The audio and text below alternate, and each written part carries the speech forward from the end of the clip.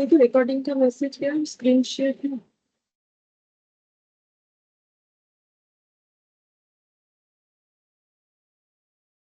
Yes ma'am.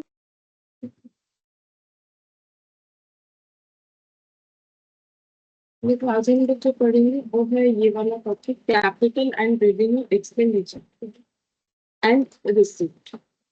Basically एक छोटा सा चैप्टर है और थ्योरेटिकल चैप्टर है, लेकिन ये अगर हमें पता नहीं होगा तो हम लोग अकाउंट्स को जब अकाउंट्स में इसका बाइफर्केशन करने का जरूरत होगा तो हम लोग नहीं कर पाएंगे। फिलहाल लिख लेते हैं। टॉपिक का नाम है कैपिटल एंड रेवेन्यू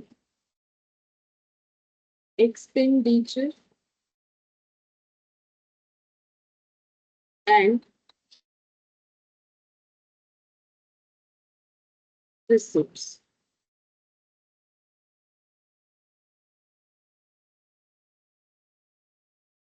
तो पहले हम लोग एक्सपेंडिचर पढ़ेंगे कि एक्सपेंडिचर क्या होता है, फिर रिसिप्ट पढ़ेंगे। तो एक्सपेंडिचर का मतलब होता है खर्चा, ठीक है। खर्चे को हम लोग एक्सपेंस बोलते हैं, उसी को हम लोग एक्सपेंडिचर बोलते हैं। एक्सपेंडिचर का मतलब हम लोग एक सिंपल लैंग्वेज में ऐसे बोल सकते हैं कि something that goes out of pocket, ठीक है। पॉकेट से जब कुछ जा रहा है तो क्या जाएगा, पैसा जाएगा। तो अगर हम लोग कुछ खर्च करेंगे तो हमारे पॉकेट से कुछ ना कुछ जाएगा, ठीक है। या फिर इसको और एक लैंग्वेज में ऐसे बोल सकते हैं, और outflow of cash, outflow of cash. तो एक्सपेंडिचर का मतलब हो गया खर्चा, खर्चा होने से पॉकेट से कुछ ना कुछ जाएगा, यानी कि कैश का आउटफ्लो होगा, मतलब पॉकेट के बाहर पैसा जाए, सीधा बात ये है। अब जो पैसा खर्च हम लोग कर रहे हैं उसका नेचर क्या है, मतलब वो कैपिटल कौन, मतलब खर्चे के लिए हम लोग पैसा निकाल रहे हैं पॉकेट से। तो अब ये जो पैसा निकाल रहे हैं पॉकेट से, जो खर्चा कर रहे हैं वो खर्चा कैसा है, वो कैपिटल नेचर का है कि रेवेन्यू नेचर का है, वो हमें आइडेंटिफाई करना है। तो ये जो आउटफ्लो ऑफ कैश है ये कैसा है, ये कैपिटल नेचर का है कि रेवेन्यू नेचर का है, ये हमें फाइंड आउट करना है। अब इसके लिए कुछ पॉइंट्स हम लोग देखेंगे जिसके बेसिस पे हम लोग ये आइडेंटिफाई कर लेंगे कि ये कैपिटल नेचर का है कि रेवेन्यू नेचर का है। जैसे कि अगर जो खर्चा हम लोग कर रहे हैं उससे हमें बेनिफिट लॉन्ग टर्म का मिलेगा, लॉन्ग टर्म बेनिफिट। और अकाउंट्स में हर तरीके के लॉन्ग टर्म बेनिफिट का मतलब होता है मोर देन 12 मंथ्स, ठीक है। अगर हम लोग जो खर्चा कर रहे हैं उसका बेनिफिट अगर हमें 12 महीने से ज्यादा का मिलेगा तो वो खर्चे को कैपिटल खर्चा बोलेंगे। रेवेन्यू खर्चे का मतलब होता है शॉर्ट टर्म बेनिफिट, ठीक है। जो बेनिफिट हमें शॉर्ट टर्म के लिए मिलेगा, शॉर्ट टर्म का मतलब अकाउंट्स में हमेशा होता है लेस देन 12 मंथ्स। अगर 12 मंथ से कम का बेनिफिट हमें मिल रहा है खर्चा करके तो उसे हम लोग बोलेंगे रेवेन्यू एक्सपेंडिचर, ठीक है। जैसे कि एक एग्जांपल सिंपल, जैसे मान लो एक मोबाइल खरीद लिया, जरूरत है, या एक लैपटॉप खरीद लिया। तो क्या ऐसा है कि उस लैपटॉप का बेनिफिट हमें कैसे मिलेगा, शॉर्ट टर्म मिलेगा कि लॉन्ग टर्म मिलेगा? ऑब्वियसली लॉन्ग टर्म मिलेगा, 12 महीने से ज्यादा। ऐसा थोड़ी है कि आज लैपटॉप खरीदा तो इसी महीने में उस लैपटॉप का बेनिफिट मिलेगा, नेक्स्ट ईयर या नेक्स्ट मंथ में नहीं मिलेगा। नहीं, ऐसा नहीं है। एक लैपटॉप खरीदा है तो नॉर्मल इंसान के लिए क्या होता है कि 2 3 4 5 उससे भी ज्यादा चलना चाहिए, ठीक है। फिर भी जो जैसा चलाना चाहे, लेकिन मोर देन 12 मंथ्स तो जरूर होगा। मोबाइल का भी वही है, ठीक है। देखो कोई कैसा यूज करता है, कोई कैसा यूज करता है, लेकिन ये सारी चीजों का जो बेनिफिट है वो 12 मंथ से ज्यादा होता है। अब शॉर्ट टर्म बेनिफिट का मतलब, जैसे मान लो एक पेन खरीद लिया, अब एक पेन का बेनिफिट क्या 12 महीने से ज्यादा? नहीं। कॉपी खरीदा एक लिखने के लिए, अब कॉपी में लिखोगे नहीं तो वो तो सालों साल ही पड़ा रहेगा, वो बात अलग है। लेकिन एक कॉपी खरीदा लिखने के लिए तो उसका बेनिफिट कितने दिन मिलेगा, जितना दिन वो कॉपी कितना दिन चलेगा। अगर सही सही से हम लोग लिखते हैं, सारी चीजों को नोट डाउन करते हैं, तो ज्यादा से ज्यादा एक कॉपी 1 मंथ चलेगा, ज्यादा से ज्यादा बोल दिया, ठीक है। तो ये सब हम लोग का क्या हो गया, शॉर्ट टर्म बेनिफिट। लेकिन हम लोग को यहाँ पर चीजों को कैसे समझना है, बिजनेस के रेस्पेक्ट में। जैसे बिजनेस में हम लोगों ने कोई बिल्डिंग खरीदा, कोई हम लोगों ने बिजनेस में फर्नीचर खरीद लिया, ठीक है, बिजनेस के पर्पज से। या फिर हम लोगों ने कोई मशीन खरीदा, कोई जमीन खरीदा, इस ये सब का बेनिफिट हमें मोर देन 1 अकाउंटिंग ईयर के लिए मिलेगा, तो उसे हम लोग बोलते हैं कैपिटल एक्सपेंडिचर। लेकिन बिजनेस में हम लोग बिजनेस चलाने के लिए हम लोग इलेक्ट्रिसिटी का बिल पे करते हैं, हम लोग रेंट का बिल पे करते हैं, तो ये सब बेनिफिट हमें लेस देन 12 मंथ्स होता है। जैसे मान लो इस महीने रेंट पे कर दिया तो क्या अगले महीने पे नहीं करना है? बिल्कुल करना है, ठीक है। मतलब सीधा बात है, है जो खर्चा हमारा डे टू डे नेचर का है कि भाई ये तो मेरा नॉर्मल है, रोज ही मुझे करना पड़ता है। अब देखो रेंट तो कोई रोज देगा नहीं, तो वो मंथली हिसाब से होता है। तो सैलरी, किसी स्टाफ को मैंने अपनी दुकान पे रखा है तो मैंने उसको सैलरी दिया, तो सैलरी भी क्या होता है, मंथली होता है। तो ये खर्चा, ठीक है, रेंट का खर्चा, इलेक्ट्रिसिटी, ये सब हमारा क्या है, रेवेन्यू खर्चा। ठीक है, कैपिटल का मतलब जिस खर्चे का बेनिफिट हमें more than one accounting year के लिए मिलेगा उसे हम लोग बोलेंगे कैपिटल का, कैपिटल नेचर का खर्चा। ठीक है, फिर इसको आइडेंटिफाई करने का और भी तरीका।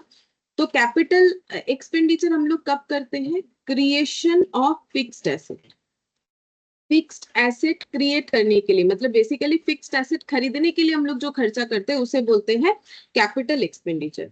लेकिन रेवेन्यू में क्या होगा, एक्सपेंस्ड आउट, मतलब नॉर्मल जो हम लोग एक्सपेंस करते हैं उसे हम लोग बोलेंगे रेवेन्यू नेचर का खर्चा। जैसे अगर अपने लाइफ के साथ मैच करना है, जैसे मैंने बोला कि एक फोन खरीद लिया तो वो कैपिटल एक्सपेंडिचर हो गया। एक स्टूडेंट के एग्जांपल के साथ बोल रहे, रेवेन्यू नेचर का मतलब जैसे डेली का खाना खाते हैं हम लोग, तो उसका भी तो खर्चा होता है। हाँ, भले ही पेरेंट्स के थ्रू से हमारा भी हो रहा है, हम लोग अभी छोटे हैं, लेकिन सोच तो सकते हैं ना, चीजों के एग्जाम्पल को तो रिलेट तो कर सकते हैं। वो सबका भी तो खर्चा होता है, घर पे भी तो इलेक्ट्रिसिटी बिल आता है। तो ये सब क्या है, रेवेन्यू नेचर का खर्चा। इस महीने का बिल दे दिया तो क्या अगले महीने नहीं देना पड़ेगा, बिल्कुल देना पड़ेगा। ठीक है, फोन में जो रिचार्ज करते हो, ठीक है, वो भी रेवेन्यू नेचर का खर्चा है। लेकिन फोन खरीदना वो कैपिटल नेचर का खर्चा है। अब आज खरीदा, कल दूसरा फोन खरीद लिया, अगर कोई ऐसा बोलेगा वो तो देखो बहुत रिच पर्सन का बात हो जाता है, वो अलग चीज हो गया। लेकिन नॉर्मली हम लोग एक फोन जो खरीदते हैं वो तो नॉर्मली हम लोग ऐसे सोच के खरीदते हैं ना, एटलीस्ट 3 साल 4 साल, मेरा तो उससे भी ज्यादा जाता है। ठीक है, तो वैसे करके हम लोग जो है सोचते हैं। फिर यहाँ पर नेक्स्ट देखो, थर्ड नंबर पे लिखेंगे अपीयर्ड एट बैलेंस शीट। तो बैलेंस शीट जो बनता है ना अकाउंट्स में, तो ये जो खर्चा है ना, बैलेंस शीट को हम B/S लिख रहे हैं, पूरा चाहो तो पूरा लिख लो। ठीक है, ये जस्ट छोटा सा नोट है। तो जो खर्चा कैपिटल नेचर का है वो हम लोग बैलेंस शीट में लिखते हैं, क्योंकि अगर देखोगे तो बैलेंस शीट में हम लोग लैंड, बिल्डिंग, फर्नीचर, मशीन ये सब लिखते हैं। लेकिन रेवेन्यू नेचर का खर्चा हम लोग कहाँ लिखते हैं, ये हम लोग लिखते हैं ट्रेडिंग पीएल में। जो trading and profit and loss account बनता है वहां पर हम लोग लिखते हैं, इसको बोलते हैं चार्ज टू ट्रेडिंग पीएल। तो जो रेवेन्यू नेचर का खर्चा है वो हम लोग प्रॉफिट एंड लॉस अकाउंट में लिखते हैं, या फिर बोल सकते हैं ट्रेडिंग एंड पीएल बोलते हैं उसे। ठीक है, trading and profit and loss account में लिखते हैं जो डे टू डे का खर्चा है। जैसे पीएल में हम लोग सैलरी लिखते हैं, अगर हम लोगों ने कोई लोन लिया उसका इंटरेस्ट का खर्चा लिखते हैं, उसमें हम लोग सैलरी लिखते हैं, रेंट लिखते हैं।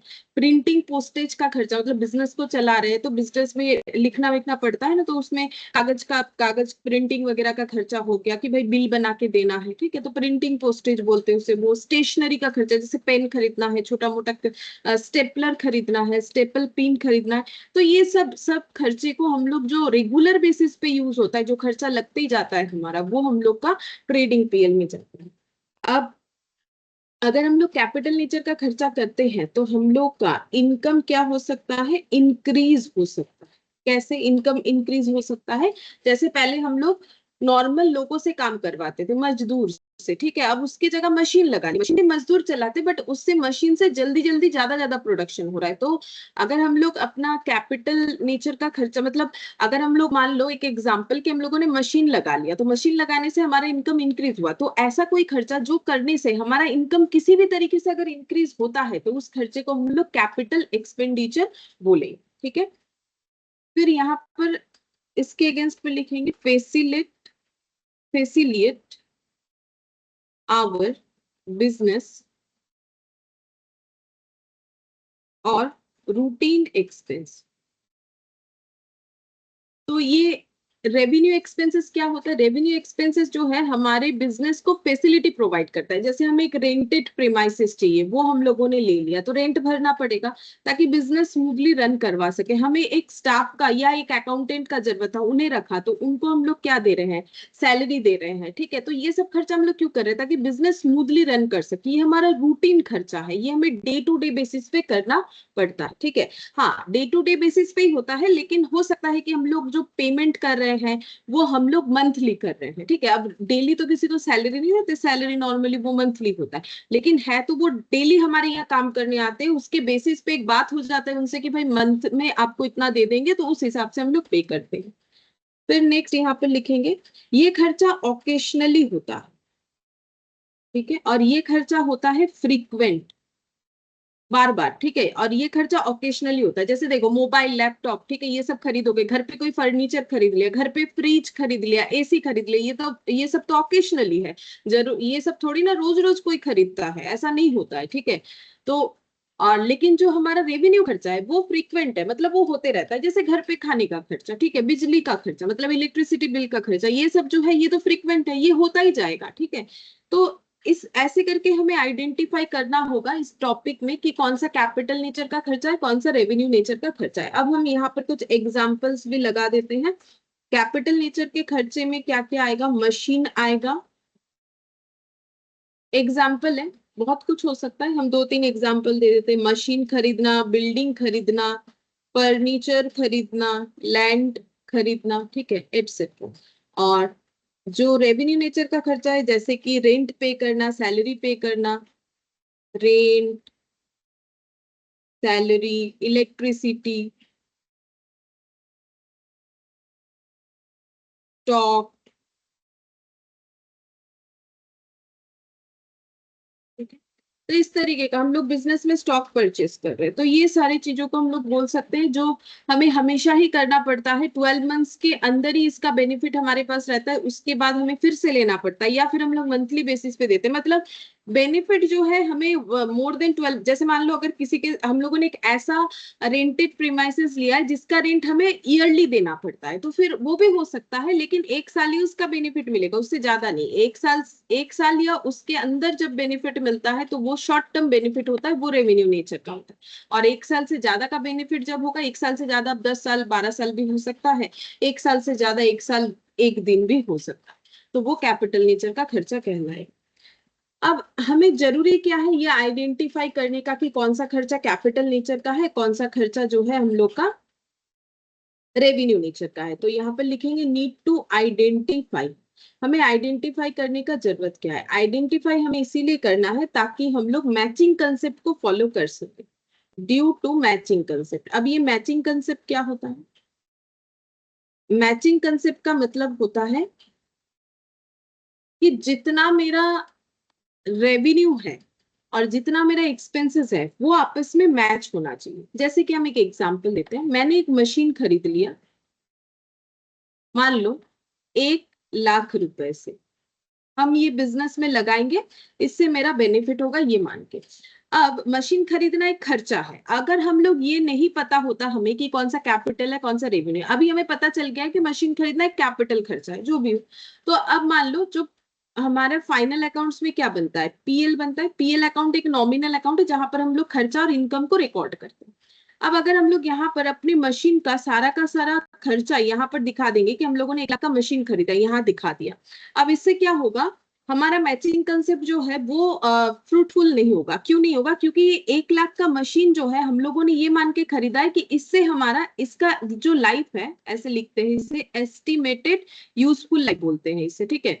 क्यों ऐसा बोलते हैं एस्टिमेटेड यूजफुल लाइफ, जैसे सिंपल सा बात है कि हम लोगों ने आज एक मोबाइल खरीदा, तो हम लोग सोच रहे हैं कि हाँ ये 4-5 साल तो चला लेंगे, तो ये एस्टिमेटेड है, क्या पता 4-5 साल से ज्यादा भी चल जाए, 4-5 साल से कम भी चल सकता है, ये तो एस्टिमेटेड है ना, गारंटी थोड़ी है। आज खरीदते वक्त बोल दिया 5 साल चला लेंगे, हो सकता है 5 साल नहीं चला पाए, हो सकता है 6 साल चला लिए। तो इसीलिए इस लाइफ को जब हम लोग आइडेंटिफाई करते, कोई एसेट खरीदते हैं, तो उसे बोलते हैं एस्टिमेटेड यूजफुल लाइफ। तो इसका लाइफ हो गया 5 साल। अब लाइफ 5 साल होने का मतलब ये हो गया कि हम लोग इस 1 लाख की मशीन को 5 साल तक यूज करेंगे, तो हम लोग ऐसे बोल सकते हैं कि ये जो खर्चा आज मैंने किया इस मशीन को खरीदने का, इस खर्चे को हम डिस्ट्रीब्यूट कर देंगे 5 साल में, तो 1 लाख रुपए को हम 5 साल में डिस्ट्रीब्यूट कर देंगे, ठीक है।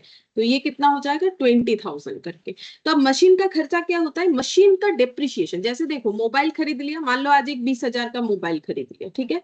अब मान लो 1 साल बाद इसे बेचने जाओगे तो कोई 20,000 देगा, नहीं देगा। क्यों, क्योंकि इसको यूज करते वक्त इसका वैल्यू, जैसे मान लो कोई बोला ठीक है आपका मोबाइल तो काफी अच्छा दिख रहा है, हम 15,000 दे देंगे, तो 5,000 उसने क्यों नहीं दिया, क्योंकि 5,000 का मोबाइल, इसका मतलब हम लोगों ने यूज कर लिया, ठीक है। 5,000 रुपए का मोबाइल हम लोगों ने यूज कर लिया, कंडीशन देखने से पता चलता है इसका वैल्यू 5,000 से गिर चुका है। 5,000 से क्यों गिरा है, क्योंकि हम लोगों ने इसे यूज कर लिया, जिसको हम लोग बोलते हैं सेकंड हैंड, ठीक है। तो सेकंड हैंड क्यों है, मतलब हम लोगों ने इसे यूज कर लिया।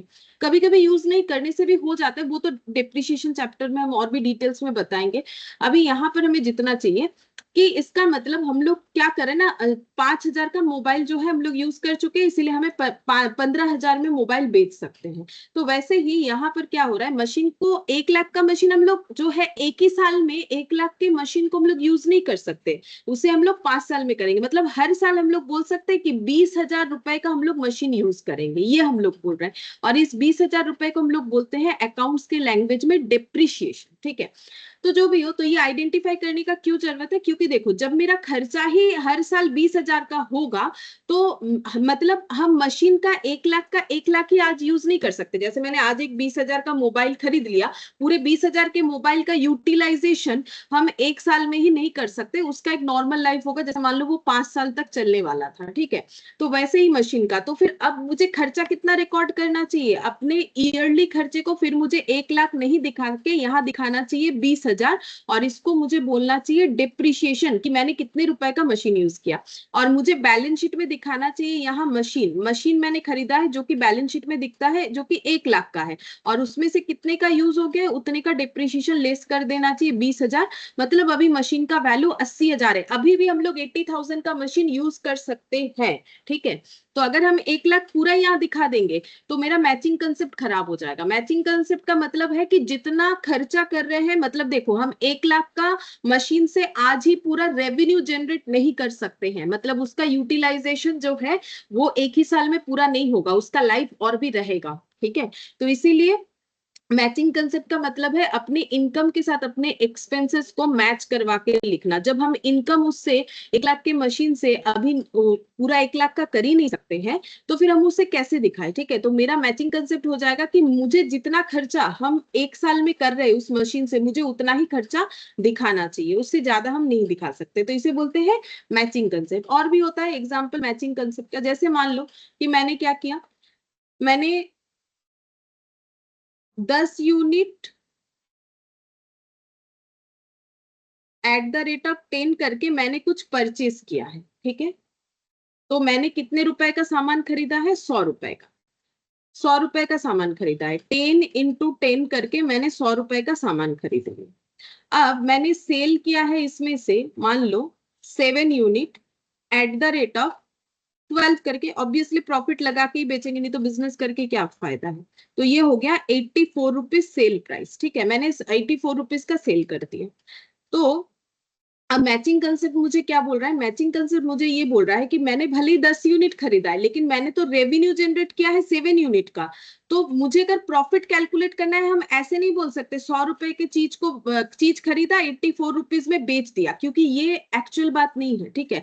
एक्चुअली क्या है, मैंने 7 यूनिट 12 रुपए में बेचा, तो मेरा अगर कॉस्ट और रेवेन्यू को मैच करना है तो ये 7 यूनिट का मुझे कॉस्ट पता होना चाहिए। तो ये 7 यूनिट का कॉस्ट कितना है, 10 रुपीज करके खरीदा, तो कितने में खरीदा 70, मतलब बेसिकली मेरा यहाँ पर प्रॉफिट कितना हो रहा है 14 रुपीज, क्योंकि मैंने 7 यूनिट बेचा है। तो अगर हम कंपैरिजन इसके साथ इसका कर दे कि मैंने 100 रुपए का चीज खरीदा और 84 में बेच दिया, तो बात गलत है, वो मैचिंग कंसेप्ट नहीं होता है। क्योंकि 10 यूनिट खरीदा ठीक ही है, लेकिन जब बेचा है 7 यूनिट, तो 7 यूनिट के साथ ही कंपेयर करके मुझे बोलना है कि मेरा कितना प्रॉफिट है। वैसे भी दिख रहा है 2 रुपए करके एक यूनिट में 14 रुपए का प्रॉफिट। तो फिर बाकी चीजों को क्या लिखा जाता है, बाकी चीजों को लिखते हैं क्लोजिंग स्टॉक। अब 10 में से 7 यूनिट अगर बिक गया है तो 3 यूनिट पड़ा है, वो भी कितना करके @10 करके, यानी 30। तो 10 ही तो होगा जिसमें हम लोग खरीद रहे हैं। मान लो ना ये पेन खरीदा है, मान लो मैंने पेन खरीदा है बेचने के लिए, 10 पेन खरीदा है तुम लोगों से 10 रुपए करके, ठीक है।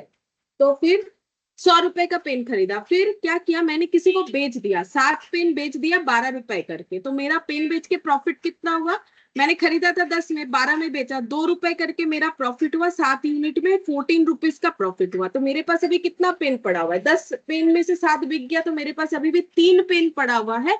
और मैंने पेन कितने से खरीदा था, 10 रुपए से, तो मेरे पास अभी भी 30 रुपीज का पेन पड़ा हुआ है। तो ये जो प्रॉफिट निकाला, अगर हम 100 के साथ 84 का डिफरेंस निकाल लेते हैं तो मैचिंग कंसेप्ट नहीं होता। इसे बोलते हैं मैचिंग कंसेप्ट, ठीक है। कि मेरा जितना कॉस्ट है, कॉस्ट के साथ रेवेन्यू मैच होना चाहिए, कॉस्ट के साथ रेवेन्यू का मैच होना चाहिए। रेवेन्यू का मतलब है कि जो हम लोग जनरेट कर पा रहे हैं चीजों से, ठीक है। कॉस्ट का मतलब जो हमारा खर्चा, जैसे ये मशीन खरीदने का ये 1 लाख मेरा कॉस्ट है, और उससे मैंने मशीन यूज करके जो भी सेल किया वो मेरा रेवेन्यू होगा। तो जब मैंने मशीन 1 लाख का यूज ही नहीं किया, जितने का यूज किया उतना मुझे लिखना है, ठीक है। वैसे ही मैंने यहाँ पर ये मेरा 100 रुपीज क्या है, कॉस्ट है, ये 84 क्या है, मेरा रेवेन्यू है। तो कॉस्ट के साथ रेवेन्यू मैच होना चाहिए। तो ये 7 यूनिट के कॉस्ट के साथ ही 7 यूनिट का सेल मैच होना चाहिए, ठीक है। तो इसे हम लोग बोलते हैं मैचिंग कंसेप्ट। तो मैचिंग कंसेप्ट अगर हम लोग फॉलो करेंगे, नहीं करते हैं तो प्रॉब्लम है। तो फॉलो करने के लिए हमें कैपिटल रेवेन्यू एक्सपेंडिचर को आइडेंटिफाई करना जरूरी होता है, ठीक है। फिर दूसरा यहाँ पर लिखेंगे कैपिटल एक्सपेंडिचर, और एक 2-3 पॉइंट है जिससे हम लोग आइडेंटिफाई कर सकते हैं। जैसे कि हम लोगों ने क्या किया, एक एसेट खरीदा है, एक्विजिशन ऑफ फिक्स्ड एसेट, और एसेट को कंस्ट्रक्ट किया है। कंस्ट्रक्ट का मतलब बनाना,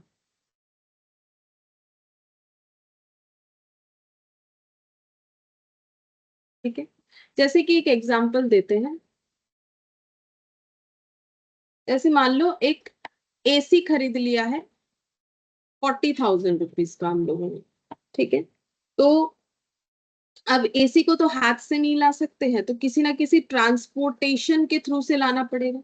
तो जो ट्रांसपोर्टेशन खर्चा है वो लगा मान लो 2,000, और एसी को इंस्टॉल करना पड़ता है घर पे, तो फिर इंस्टॉलेशन का खर्चा है, मान लेते हैं 2,500, ठीक है। तो टोटल कॉस्ट जो है एसी खरीदने का वो कितना हो गया। तो हम लोग ये नहीं बोलेंगे मेरा एसी 40,000 का है, हम लोग बोलेंगे 40,000 तो दुकानदार को दिया, 2,000 जिसने लेके आया उसको दिया, 2,500 जिसने इंस्टॉल कर दिया उनको दिया। तो अभी मेरा एसी जो है वो तो सुनने में ऐसे लग रहा था कि 40,000 में एसी आ जाएगा, लेकिन एसी कितने में आया, एसी एक्चुअली आया हमारा 44,500 रुपीज से, ठीक है। तो यहाँ पर जो एसेट को पुट टू यूज के पहले जो भी खर्चा है, जैसे कि हम ऐसे लिख सकते हैं बिफोर रेडी टू यूज, ठीक है, ऐसे बोल सकते हैं before ready to use any expenses are capital nature, ठीक है। अगर हम लोग किसी भी एसेट को यूज करने के पहले उस पे जो भी खर्चा करते हैं उसको हम लोग कैपिटल नेचर का खर्चा मानेंगे, क्योंकि एसेट यूज ही नहीं किया उसके पहले उस पे खर्चा लगने। जैसे मान लो मोबाइल खरीदा, फिर मोबाइल का बैक कवर खरीद लिया, फिर उसमें गोरिल्ला ग्लास लगवा लिया, अब मोबाइल जितने का भी आया वो सब खर्चा किया, तो फिर मोबाइल का कॉस्ट बढ़ा ना। तो पुट टू यूज मतलब रेडी टू यूज के पहले जो भी खर्चा होता है वो सब कैपिटल नेचर का होता है, मतलब एसेट के कॉस्ट में ऐड हो जाता है। अच्छा, और एक कैपिटल एक्सपेंडिचर के रिगार्डिंग और एक पॉइंट लिखना है, increase in earning capacity. Earning capacity, earning capacity increase मतलब जैसे मानो कि एक एग्जांपल, जैसे एक मशीन था हमारा, ठीक है, जो कि प्रोडक्शन देता था 100 यूनिट पर डे, ठीक है। अब हम लोगों ने क्या किया, मशीन को कर लिया है मॉडिफाई कर लिया, और इस वजह से हम लोग का जो प्रोडक्शन है वो 150 यूनिट पर डे हो गया, ठीक है। तो हम लोग का अर्निंग कैपेसिटी इंक्रीज हुआ, क्यों हुआ, क्योंकि हम लोगों ने मॉडिफिकेशन किया। अब मॉडिफिकेशन करने में खर्चा होगा, तो मान लो मॉडिफिकेशन करने में खर्चा हुआ है 5,000 रुपए, ठीक है। तो ये 5,000 रुपए को हम लोग क्या खर्चा मानेंगे, कैपिटल या रेवेन्यू। तो इसे हम लोग मानेंगे कैपिटल एक्सपेंडिचर। क्यों मानेंगे, क्योंकि मैंने पहले ही बोला है कि अगर हम लोग का किसी तरीके का बेनिफिट होता है, इनकम इंक्रीज होता है, तो फिर वो कैपिटल नेचर का खर्चा होगा। तो यहाँ पर वही है, देखो हमारा इनकम इंक्रीज तो होगा ना। पहले जिस समय पे हम लोग 100 यूनिट बना के बेचते थे, अभी उसी समय पे अगर हम लोग, जैसे एक दिन में 100 यूनिट बनता था तो उतना बिकता था, एक दिन में 150 यूनिट बनेगा तो 150, फिर 50 यूनिट ज्यादा बेच पाएंगे, ज्यादा बेच पाएंगे तो इनकम इंक्रीज हुआ। तो ये खर्चे को हम लोग बोलेंगे कैपिटल एक्सपेंडिचर, ठीक है। अब मान लेते हैं इस मशीन को हम लोगों ने रिपेयर करवाया, क्योंकि मशीन है, रिपेयरिंग मांग ही सकता है कि भाई खराब हो गया, रिपेयर करवाया हम लोगों ने 500 रुपए का। तो मशीन एज इट इज है, मतलब मशीन रिपेयर करवाया क्योंकि उसमें नीड था कुछ रिपेयर करवाने का, बट उससे हमारा किसी तरीके का इनकम इंक्रीज नहीं हुआ है, तो ये हमारा कैसा खर्चा हो जाएगा, रेवेन्यू एक्सपेंडिचर होगा। ठीक है, रेवेन्यू एक्सपेंडिचर होगा। अगर कोई खर्चा करके, एसेट पे कोई खर्चा करके अगर हम लोगों का इनकम इंक्रीज होता है किसी भी तरीके से, तो वो कैपिटल नेचर का खर्चा होगा। लेकिन अगर नॉर्मल मेंटेनेंस की वजह से हम लोगों ने रिपेयर वगैरह करवाए, तो वो हमारा रेवेन्यू एक्सपेंडिचर है कि ठीक है भाई, ये जैसे मान लो एसी खरीद लिया, अब एसी में रिपेयर करवाना पड़ा, तो इससे एसी में कुछ मॉडिफिकेशन, ऐसा कुछ नहीं किया हम लोगों ने कि एसी का जो है कूलिंग कैपेसिटी बढ़ा या कुछ ऐसा हुआ, ऐसा हम लोगों ने कुछ खर्चा नहीं किया, जस्ट सिंपल रिपेयर करवाया, कुछ प्रॉब्लम हो गया था। तो उसके बाद एसी जैसा चलता था वैसा चल रहा है। ठीक है, पहले ठीक से नहीं चल रहा था, अब जैसा चलना चाहिए वैसा चल रहा है। तो इससे हमारा कुछ जो है कैपेसिटी इंक्रीज नहीं हुआ। तो अगर ऐसा है तो फिर वो खर्चे को हम लोग क्या बोलेंगे, उस खर्चे को हम लोग बोलेंगे रेवेन्यू एक्सपेंडिचर। देखो, रिपेयर लैंग्वेज, मॉडिफाइड लैंग्वेज कुछ भी दे सकता है। अगर रिपेयर करवा के हमारा चीजों का जो है कैपेसिटी चेंज होता है एसेट का, तो वो कैपिटल एक्सपेंडिचर है। लेकिन कैपेसिटी चेंज नहीं होता है, सिर्फ मतलब रेक्टिफिकेशन होता है कि प्रॉब्लम जो था वो रेक्टिफाई हो गया, तो उसे हम लोग बोलते हैं रेवेन्यू एक्सपेंडिचर। अच्छा, और एक पॉइंट है, रिडक्शन इन वर्किंग एक्सपेंसेस।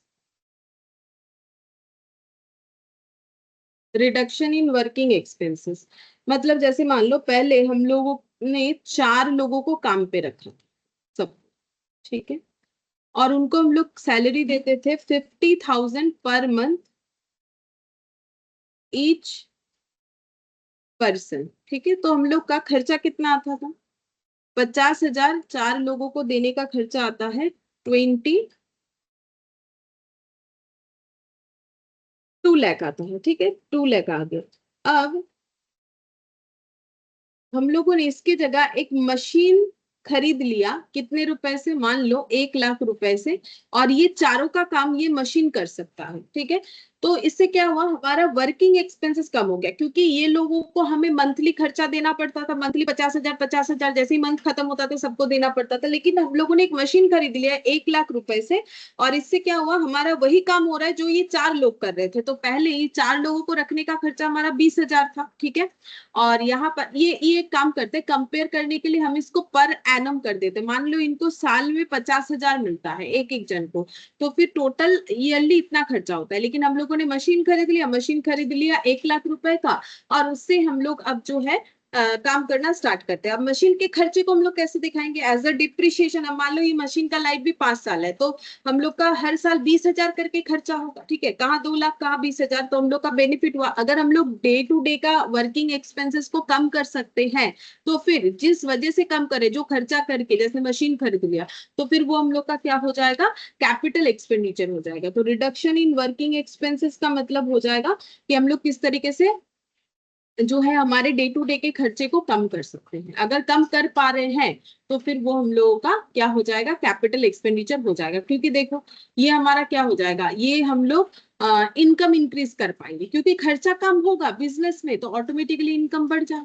ठीक है, अच्छा, अब देखो यहाँ पर हमें, मैंने पॉइंट्स बताए, अब इसके बेसिस पे हमें आइडेंटिफाई करना पड़ेगा। अच्छा, यहाँ कुछ पॉइंट्स और दिए हुए, वो हम बता देते हैं।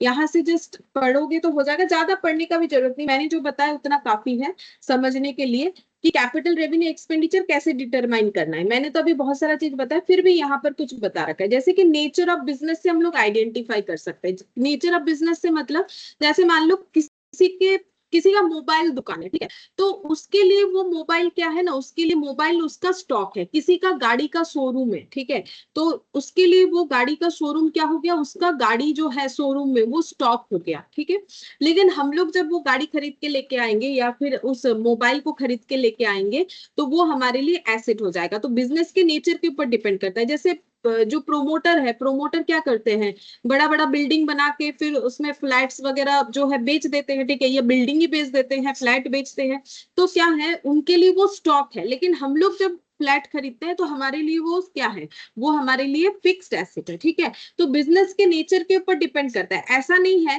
कि अगर किसी के पास गाड़ी है तो मतलब गाड़ी का खर्चा है मतलब ही वो कैपिटल हो जाएगा, ऐसा बात नहीं है। गाड़ी का खर्चा कहाँ हो रहा है, देखो कि क्या मतलब गाड़ी किसी का एसेट के नेचर पे काम कर रहा है या गाड़ी किसी के दुकान का स्टॉक है। अगर किसी की दुकान का स्टॉक है तो फिर वो उसके लिए क्या हो जाएगा, रेवेन्यू एक्सपेंडिचर, क्योंकि स्टॉक खरीदना तो उसका बिजनेस का नॉर्मल बात है, ठीक है। जैसे मैंने पेन का एग्जांपल दिया, पेन खरीद के दूसरे को बेचते हैं तो पेन मेरे लिए स्टॉक है। मान लो हम मोबाइल खरीदते हैं फिर दूसरे को बेच देते हैं तो मोबाइल मेरे लिए स्टॉक हो गया, तो मोबाइल खरीदने का खर्चा उस सिचुएशन में मेरे लिए रेवेन्यू एक्सपेंडिचर हो जाएगा क्योंकि वो मेरा स्टॉक हो गया।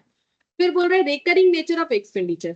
तो जो एक्सपेंडिचर, रेकरिंग मतलब रीऑकरिंग, जो एक्सपेंडिचर बार बार होता है इसका मतलब वो खर्चा मेरा रेवेन्यू है, क्योंकि रेवेन्यू नेचर का खर्चा मैंने बोला जो है हम लोग का डे टू डे का होता है, और जो खर्चा बार बार नहीं होता है वो हम लोग का हो जाएगा कैपिटल एक्सपेंडिचर। इसके लिए मैंने यहाँ पर देखो लिखवा दिया फ्रीक्वेंट और ओकेशनल। ओकेशनली जो खर्चा होता है कैपिटल, फ्रीक्वेंटली जो खर्चा होता है वो हम लोग का रेवेन्यू हो जाएगा। पर्पस ऑफ एक्सपेंसेस, एक्सपेंसेस का पर्पस क्या है, ठीक है, वो भी बहुत जो है मायने रखता है। जैसे देखो हम लोगों ने किसी मशीन को रिपेयर करवाया, जो कि एक नॉर्मल बात था मशीन को रिपेयर करवाना, तो फिर वो रेवेन्यू खर्चा हो गया। लेकिन हम लोगों ने मशीन का मेजर रिपेयर करवाया, ठीक है। अब माइनर रिपेयर है कि मेजर रिपेयर है वो ना हम लोग क्वेश्चन में अमाउंट देख के नहीं समझ सकते। क्वेश्चन में कुछ भी बोल सकते हैं, बोल सकते हैं 100 रुपए का गाड़ी, भले ही ना मिलता हो आज के डेट पे 100 रुपए का गाड़ी, लेकिन क्वेश्चन कुछ भी बोल सकता है। अमाउंट से हमें नहीं समझना है, हमें क्वेश्चन के लैंग्वेज से समझना पड़ेगा। जैसे मैंने यहाँ पर बोला कि एक्सपेंडिचर का नेचर, जैसे मैंने ऐसा कुछ खर्चा कर दिया कि मेरे मशीन का कैपेसिटी ही बढ़ गया तो वो कैपिटल एक्सपेंडिचर है। लेकिन मैंने ऐसा कुछ मॉडिफिकेशन किया जिससे कुछ नहीं, मशीन जैसा था वैसा ही है, हमारा किसी तरीके का इनकम इंक्रीज नहीं कर पाया, तो फिर वो हम लोग का रेवेन्यू नेचर का खर्चा। तो ये देखो पर्पस ऑफ एक्सपेंसेस यहाँ पर बता रखा है, ठीक है। फिर बोला है effect on revenue generating capacity of business. तो वही बोल रहा है कि बिजनेस का अगर हम लोगों ने ऐसा एक खर्चा किया है जिससे बिजनेस का इनकम जनरेट और भी हो सकता है, जो चल रहा था उससे ज्यादा हो सकता है, तो उसे हम लोग बोलेंगे कैपिटल नेचर का खर्चा। लेकिन अगर एक्सपेंडिचर जो है वो रेवेन्यू ज्यादा जनरेट, मतलब रेवेन्यू जैसा है वैसा ही है, जनरेट नहीं कर पा रहा है, देखो क्या लिखा है, the expenses which help to generate income और revenue in the current period are revenue in nature and should be matched against the revenue earned in the current period. On the other hand, if expenditure helps to generate revenue over more than one accounting period, मतलब हम लोग जो sale generate करते हैं अगर cell वैसा ही generate कर रहे हैं तो फिर वो रेवेन्यू नेचर का खर्चा हुआ। लेकिन अगर हम लोग जैसा सेल करते हैं उससे ज्यादा कर रहे हैं, revenue over more than one accounting period, it is generally called capital expenditure. फिर यहाँ पर बोला है materiality of the amount involve, बोल रहा है कि कितना अमाउंट हम लोग यूज करें उसके ऊपर डिपेंड कर रहा है। जैसे relative proportion of the amount involve is another important consideration in distinction between revenue and capital. लेकिन बोल रहा है कि कितना ज्यादा खर्चा करें, मतलब जैसे बहुत ज्यादा अमाउंट का खर्चा कर रहे हैं तो हमें पता चलता है कि भाई कैपिटल नेचर का ही कुछ खर्चा कर रहे हैं, और बहुत कम अमाउंट का करते हैं तो नॉर्मली वो रेवेन्यू माना जाता है। बट इस पॉइंट से हम लोग क्वेश्चन में आइडेंटिफाई नहीं कर सकते, क्योंकि मैंने अभी बोला ना क्वेश्चन में बोल सकता है कि 100 रुपए का गाड़ी खरीदा, अब गाड़ी किसी ने खरीदा वो उसके लिए फिक्स्ड एसेट हो गया, तो क्या हम लोग ये बोलेंगे 100 रुपए है गाड़ी कैसे आ सकता है, वो हम लोग नहीं बोल सकते ना, जैसा हमें क्वेश्चन बोलेगा। तो materiality of the amount involve, ये प्रैक्टिकल लाइफ में जरूर सोचो कि हाँ कोई बहुत बड़ा अमाउंट खर्चा कर रहा है तो कैपिटल नेचर का ही होगा, कम कर रहा है तो वो रेवेन्यू नेचर का होगा। लेकिन इस पॉइंट से हम लोग क्वेश्चन को आइडेंटिफाई नहीं कर सकते, बाकी सारे पॉइंट से कर सकते हैं। अच्छा, इसके बाद सीधा हम लोग क्वेश्चन में आ जाएंगे। सबसे पहले यहाँ पर बोला है overall expenses of second hand machinery purchased are revenue expenditure. Overall का मतलब होता है मेजर एक्सपेंडिचर, ठीक है। तो यहाँ पर ओवरऑल का मतलब होता है मेजर। बोल रहा है मेजर एक्सपेंसेस क्या है of second hand machinery purchase are revenue expenditure. हम लोगों ने एक सेकेंड हैंड मशीन खरीदा है, ठीक है, जिसपे हम लोगों ने एक मेजर एक्सपेंसेस किया। क्यों किया है, देखो अब सेकेंड हैंड चीज है मतलब किसी ने पहले यूज किया होगा, लेकिन हम लोगों ने यूज करने के पहले उस पर खर्चा करना पड़ा, ठीक है, क्योंकि वो उसका हालत ठीक नहीं होगा तो हम लोगों ने खर्चा किया, करके वो सेकेंड हैंड मशीनरी को यूज करने के लायक बना लिया। तो ये जो हम लोगों ने खर्चा किया ये बोल रहा है रेवेन्यू एक्सपेंडिचर है। क्या ये बात ट्रू है कि फॉल्स है, बोलो क्या लग रहा है।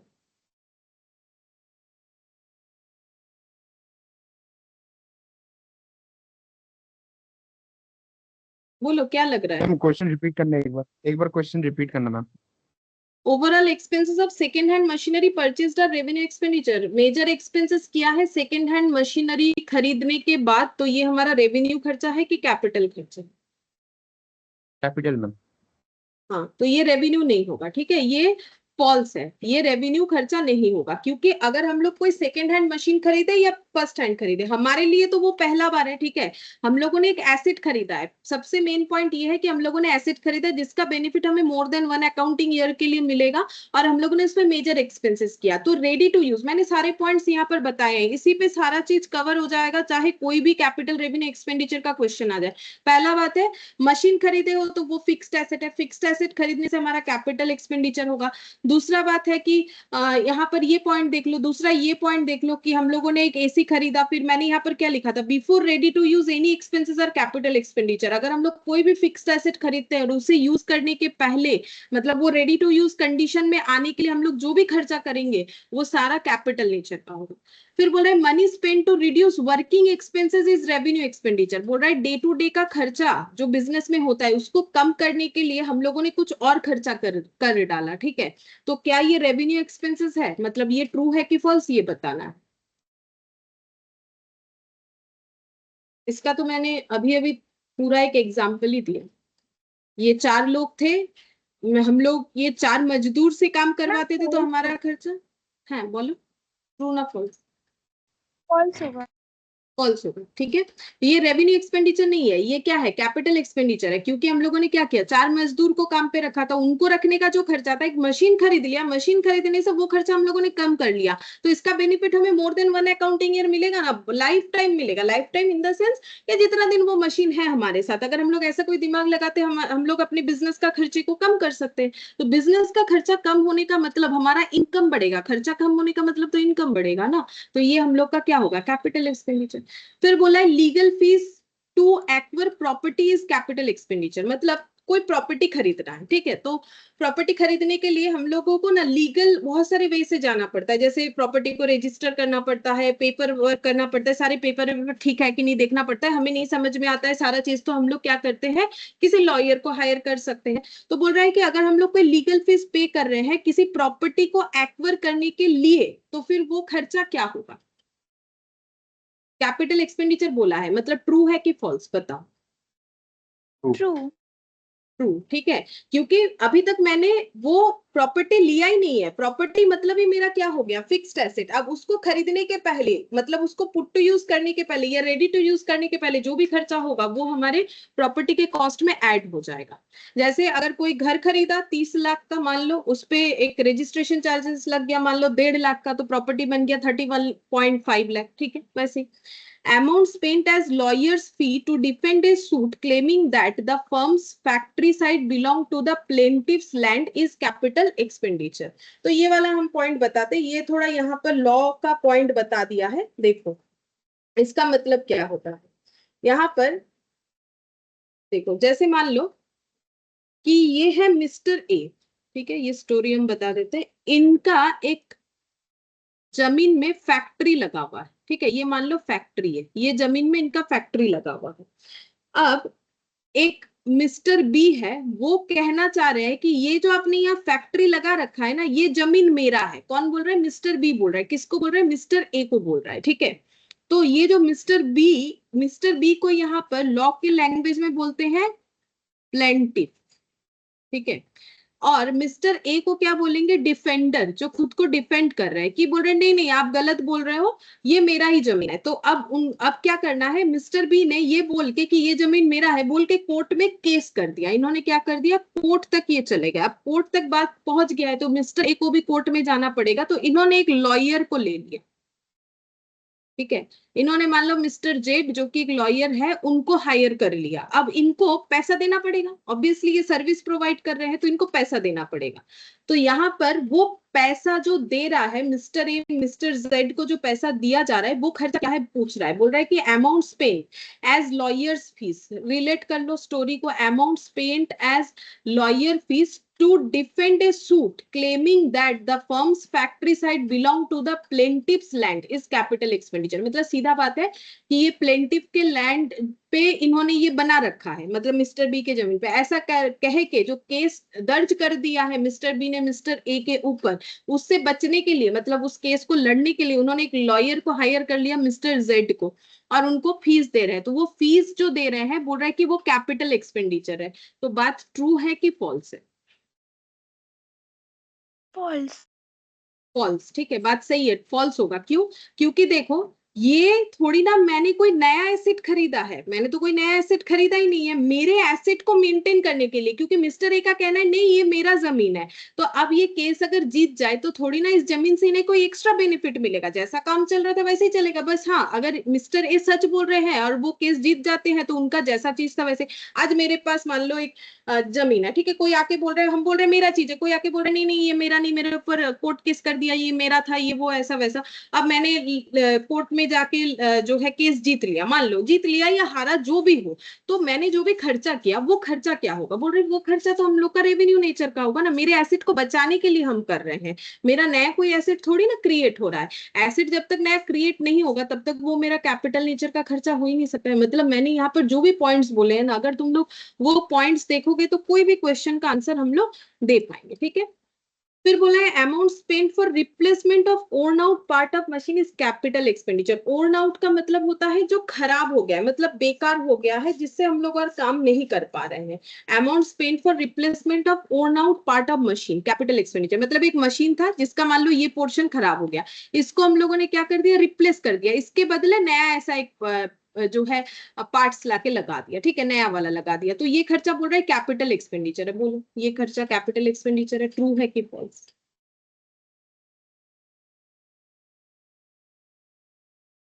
मान लो तुम लोग का मोबाइल का जो है स्क्रीन टूट गया, ठीक है, भगवान ना करे अगर टूट गया, अब फिर उसको दोबारा लगा लिया, तो फिर क्या वो फोन उससे नया हो गया? देखो, या फिर उससे कुछ स्पीड बढ़ जाएगा या उसका कुछ एक्स्ट्रा बन जाएगा? अगर एक्स्ट्रा कुछ होगा, कुछ बेनिफिट मिलेगा, तब ना वो कैपिटल नेचर का खर्चा होगा। एक मशीन था, अच्छा एसी मान लो एक एसी चल रहा था, उसका जो है कोई पार्ट्स खराब हो गया, लाके नया लगा दिया हम लोगों ने। फ्रिज है घर पे, फ्रिज का कोई पार्ट्स खराब हो गया, लाके लगा दिया, तो क्या वो कैपिटल खर्चा हुआ?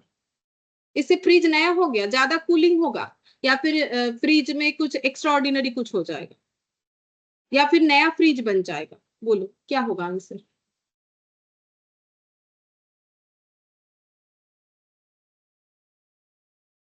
रिप्लेसमेंट कर रहे हैं हम लोग। नो आंसर, कुछ तो बोलो। Ma'am true. हम True। যদি একটা মেশিনে কিছু ভেঙে টেঙে যায়, সেই মেশিনে যদি ধরো কিছু এনে লাগিয়ে দিলে পার্টসটা, তাহলে সেই খরচাটা কি कैपिटल एक्सपेंडिचर होले कौन হবে? कैपिटल एक्सपेंडिचर कब होगा? अगर मुझे उसका बेनिफिट मोर देन 12 मंथ्स मिलेगा। हाँ बोलो बोलो। हम रेवेन्यू एक्सपेंडिचर। हाँ ये फॉल्स होगा ना, ये रेवेन्यू एक्सपेंडिचर होगा, ये कैपिटल कैसे होगा? क्योंकि देखो मैंने पुराना पार्ट्स खराब हो गया था, नया लगा दिया, ठीक है, तो लॉन्ग टर्म इसका बेनिफिट हमें मोर देन 12 मंथ्स मिलेगा, ऐसा कोई जरूरी थोड़ी है कि मोर देन 12 मंथ्स उसका बेनिफिट मिलेगा। वो तो देखो हम लोगों ने बस रिप्लेस किया है, हम लोगों ने कोई नया फिक्स्ड एसेट खरीदा नहीं।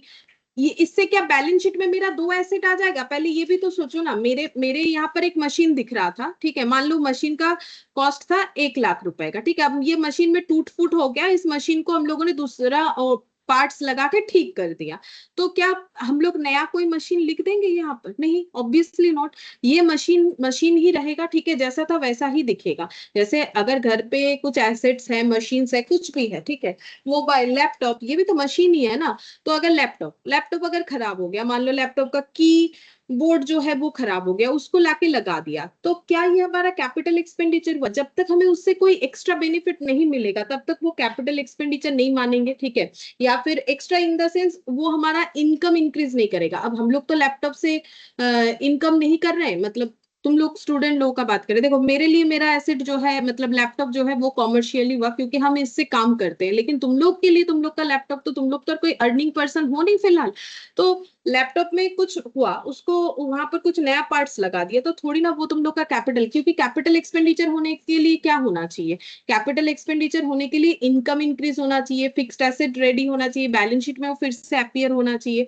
और ये खर्चा ओकेशनली होगा, ऐसा कोई जरूरी नहीं है, कल फिर से पार्ट्स खराब हुआ फिर से लगाना पड़ेगा, तो ये लैंग्वेज पढ़ के समझना पड़ेगा। लेकिन हाँ, अगर ये रिप्लेसमेंट करने के बाद अगर मेरे लैपटॉप में कुछ स्पेशलिटी आ गया, मान लो मेरा लैपटॉप में जो पार्ट्स खराब हुआ था उसको लगाने के बाद लैपटॉप पहले से ज्यादा स्पीड में काम कर रहा है, हम लोगों ने ऐसा कोई रिप्लेसमेंट किया है, तब वो कैपिटल नेचर का होगा, वो हमें पढ़ के समझना पड़ेगा। बट यहाँ पर हमें कहीं नहीं बोला है कि इस रिप्लेसमेंट की वजह से हमारे एग्जिस्टिंग एसेट्स में किसी भी तरीके का चेंजेस हुआ है।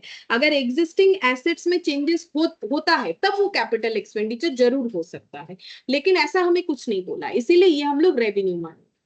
फिर बोल रहे हैं expenses incurred on the repairs and white washing for the first time on purchase of an old building. तो एक ओल्ड बिल्डिंग, पुराना बिल्डिंग खरीद लिया, फिर उसको हम लोगों ने रिपेयर करवाया, उस पे व्हाइट वॉश करवाया, मतलब वो चूना होता है या कलर जो भी बोलो, आर रेवेन्यू एक्सपेंसेस। तो एक पुराना बिल्डिंग खरीदा, उसको रिपेयर करवाया, उसमें व्हाइट वॉश करवाया, तो ये खर्चा रेवेन्यू खर्चा है। बोलो ट्रू की फॉल्स? फॉल्स। फॉल्स, सही है, ये false, हम लोग का कैपिटल एक्सपेंडिचर, क्योंकि भले ही पुराना चीज खरीदा है लेकिन हमारे लिए तो एसेट है। अब हम लोग अपने बैलेंस शीट में क्या लिख सकेंगे, बिल्डिंग, कि हमारे पास इतने रुपए का बिल्डिंग है, ठीक है। और ये हम लोग रोज रोज पुराना बिल्डिंग भी नहीं खरीदेंगे, मतलब देखो सारी चीज फॉलो हो रहे हैं, ओकेशनली खरीदा जाता है। अब बिल्डिंग खरीदा क्यों है, शायद बिजनेस करेंगे, इससे हमारा बेनिफिट होगा, तो हो सकता है इनकम इंक्रीज होगा, बैलेंस शीट में तो दिखाएंगे ऑब्वियसली बिल्डिंग खरीदा है, फिक्स एसेट खरीदा है, इसका बेनिफिट मोर देन 12 मंथ्स के लिए होगा। फिर बोल रहे हैं expenses in connection with obtaining a licence for running the cinema is capital expenditure, मतलब एक सिनेमा हॉल हमें चलाना है तो उसके लिए एक लाइसेंस का जरूरत होता है, तो हम लोगों ने क्या किया है, लाइसेंस खरीदने का खर्चा किया है, तो इस खर्चे को बोला जा रहा है कि कैपिटल एक्सपेंडिचर। बोलो ये सही है कि गलत? ट्रू। ट्रू, ठीक है। लाइसेंस खरीदने का खर्चा जो है वो हम लोग का कैपिटल एक्सपेंडिचर होता है, लेकिन लाइसेंस को रिन्यू करवाने का खर्चा हमारा रेवेन्यू होगा। जैसे लाइसेंस लेने का एक अलग खर्चा होता है कि पहले ये लाइसेंस लेना है तो वो उसका एक एक्स्ट्रा खर्चा लग जाता है, उसके बाद लाइसेंस को क्या करवाना पड़ता है, जैसे जो बिजनेस में होता है ईयरली या फिर कुछ ऐसा होता है जिसमें उसे रिन्यू करवाना पड़ता है, तो रिन्यू अगर करवाने का बात होता है, रिन्यू करवाने का खर्चा हमारा रेवेन्यू होता है, ठीक है, कि हर साल रिन्यू करवाना है। लेकिन लाइसेंस को लेने का जो एक स्पेशल खर्चा होता है कि भाई हाँ ये लाइसेंस लेना है तो इतना इतना खर्चा करना पड़ेगा, तो ये लीगल पेपर्स चाहिए, ये चाहिए, वो चाहिए, तो वो हम लोग का कैपिटल एक्सपेंडिचर होगा। जब तक हम लोग ये लाइसेंस नहीं मिलेगा हम लोग अपना बिजनेस नहीं मतलब सिनेमा हॉल नहीं चला सकते, तो लाइसेंस हमारे लिए बहुत इंपॉर्टेंट है यहाँ पर, तो लाइसेंस लेने का खर्चा हम लोग का कैपिटल एक्सपेंडिचर होगा। Amount spent for construction of a temporary hut which were necessary for construction of cinema house and were demolished when the cinema house was ready is capital expenditure। बताते हैं, ऐसे मान लो ये एक जगह पे क्या हो रहा है, एक सिनेमा हाउस बन रहा है, यहाँ पर इस जगह पे मान लो जो है सिनेमा हाउस बनेगा, ठीक है। अब बनाएगा कौन, ऑब्वियसली मजदूर लोग आके बनाएंगे, तो अब मजदूर लोगों को रहने का जगह चाहिए, या फिर जो भी मटेरियल्स होता है एक बिल्डिंग बनाने के लिए, ठीक है, वो मटेरियल्स को रखने के लिए भी तो स्पेस होता है ना, तो ऐसे छोटा छोटा मान लो घर बनाया हुआ है, ऐसे छोटा छोटा घर बनाया हुआ है, कंस्ट्रक्शन साइट में ही ऐसे छोटा छोटा घर बनाया है जहां पर मजदूर रेस्ट भी कर सकते हैं, रहते भी है, खाना वाना भी बना लेते हैं, ठीक है।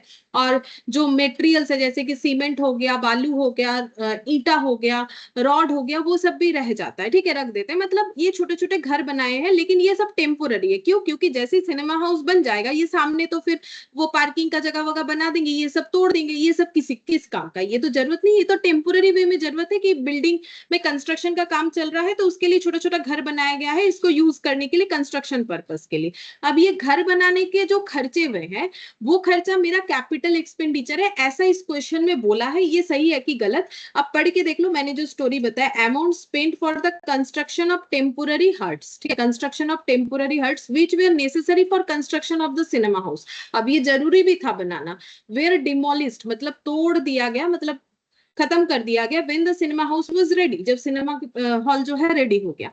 तो बोल रहे ये कैपिटल एक्सपेंडिचर है, तुम लोग को बताना है कि ये ट्रू है कि फॉल्स है।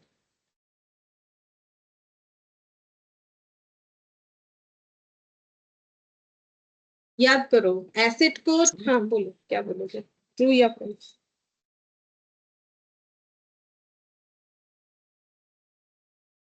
बोलो।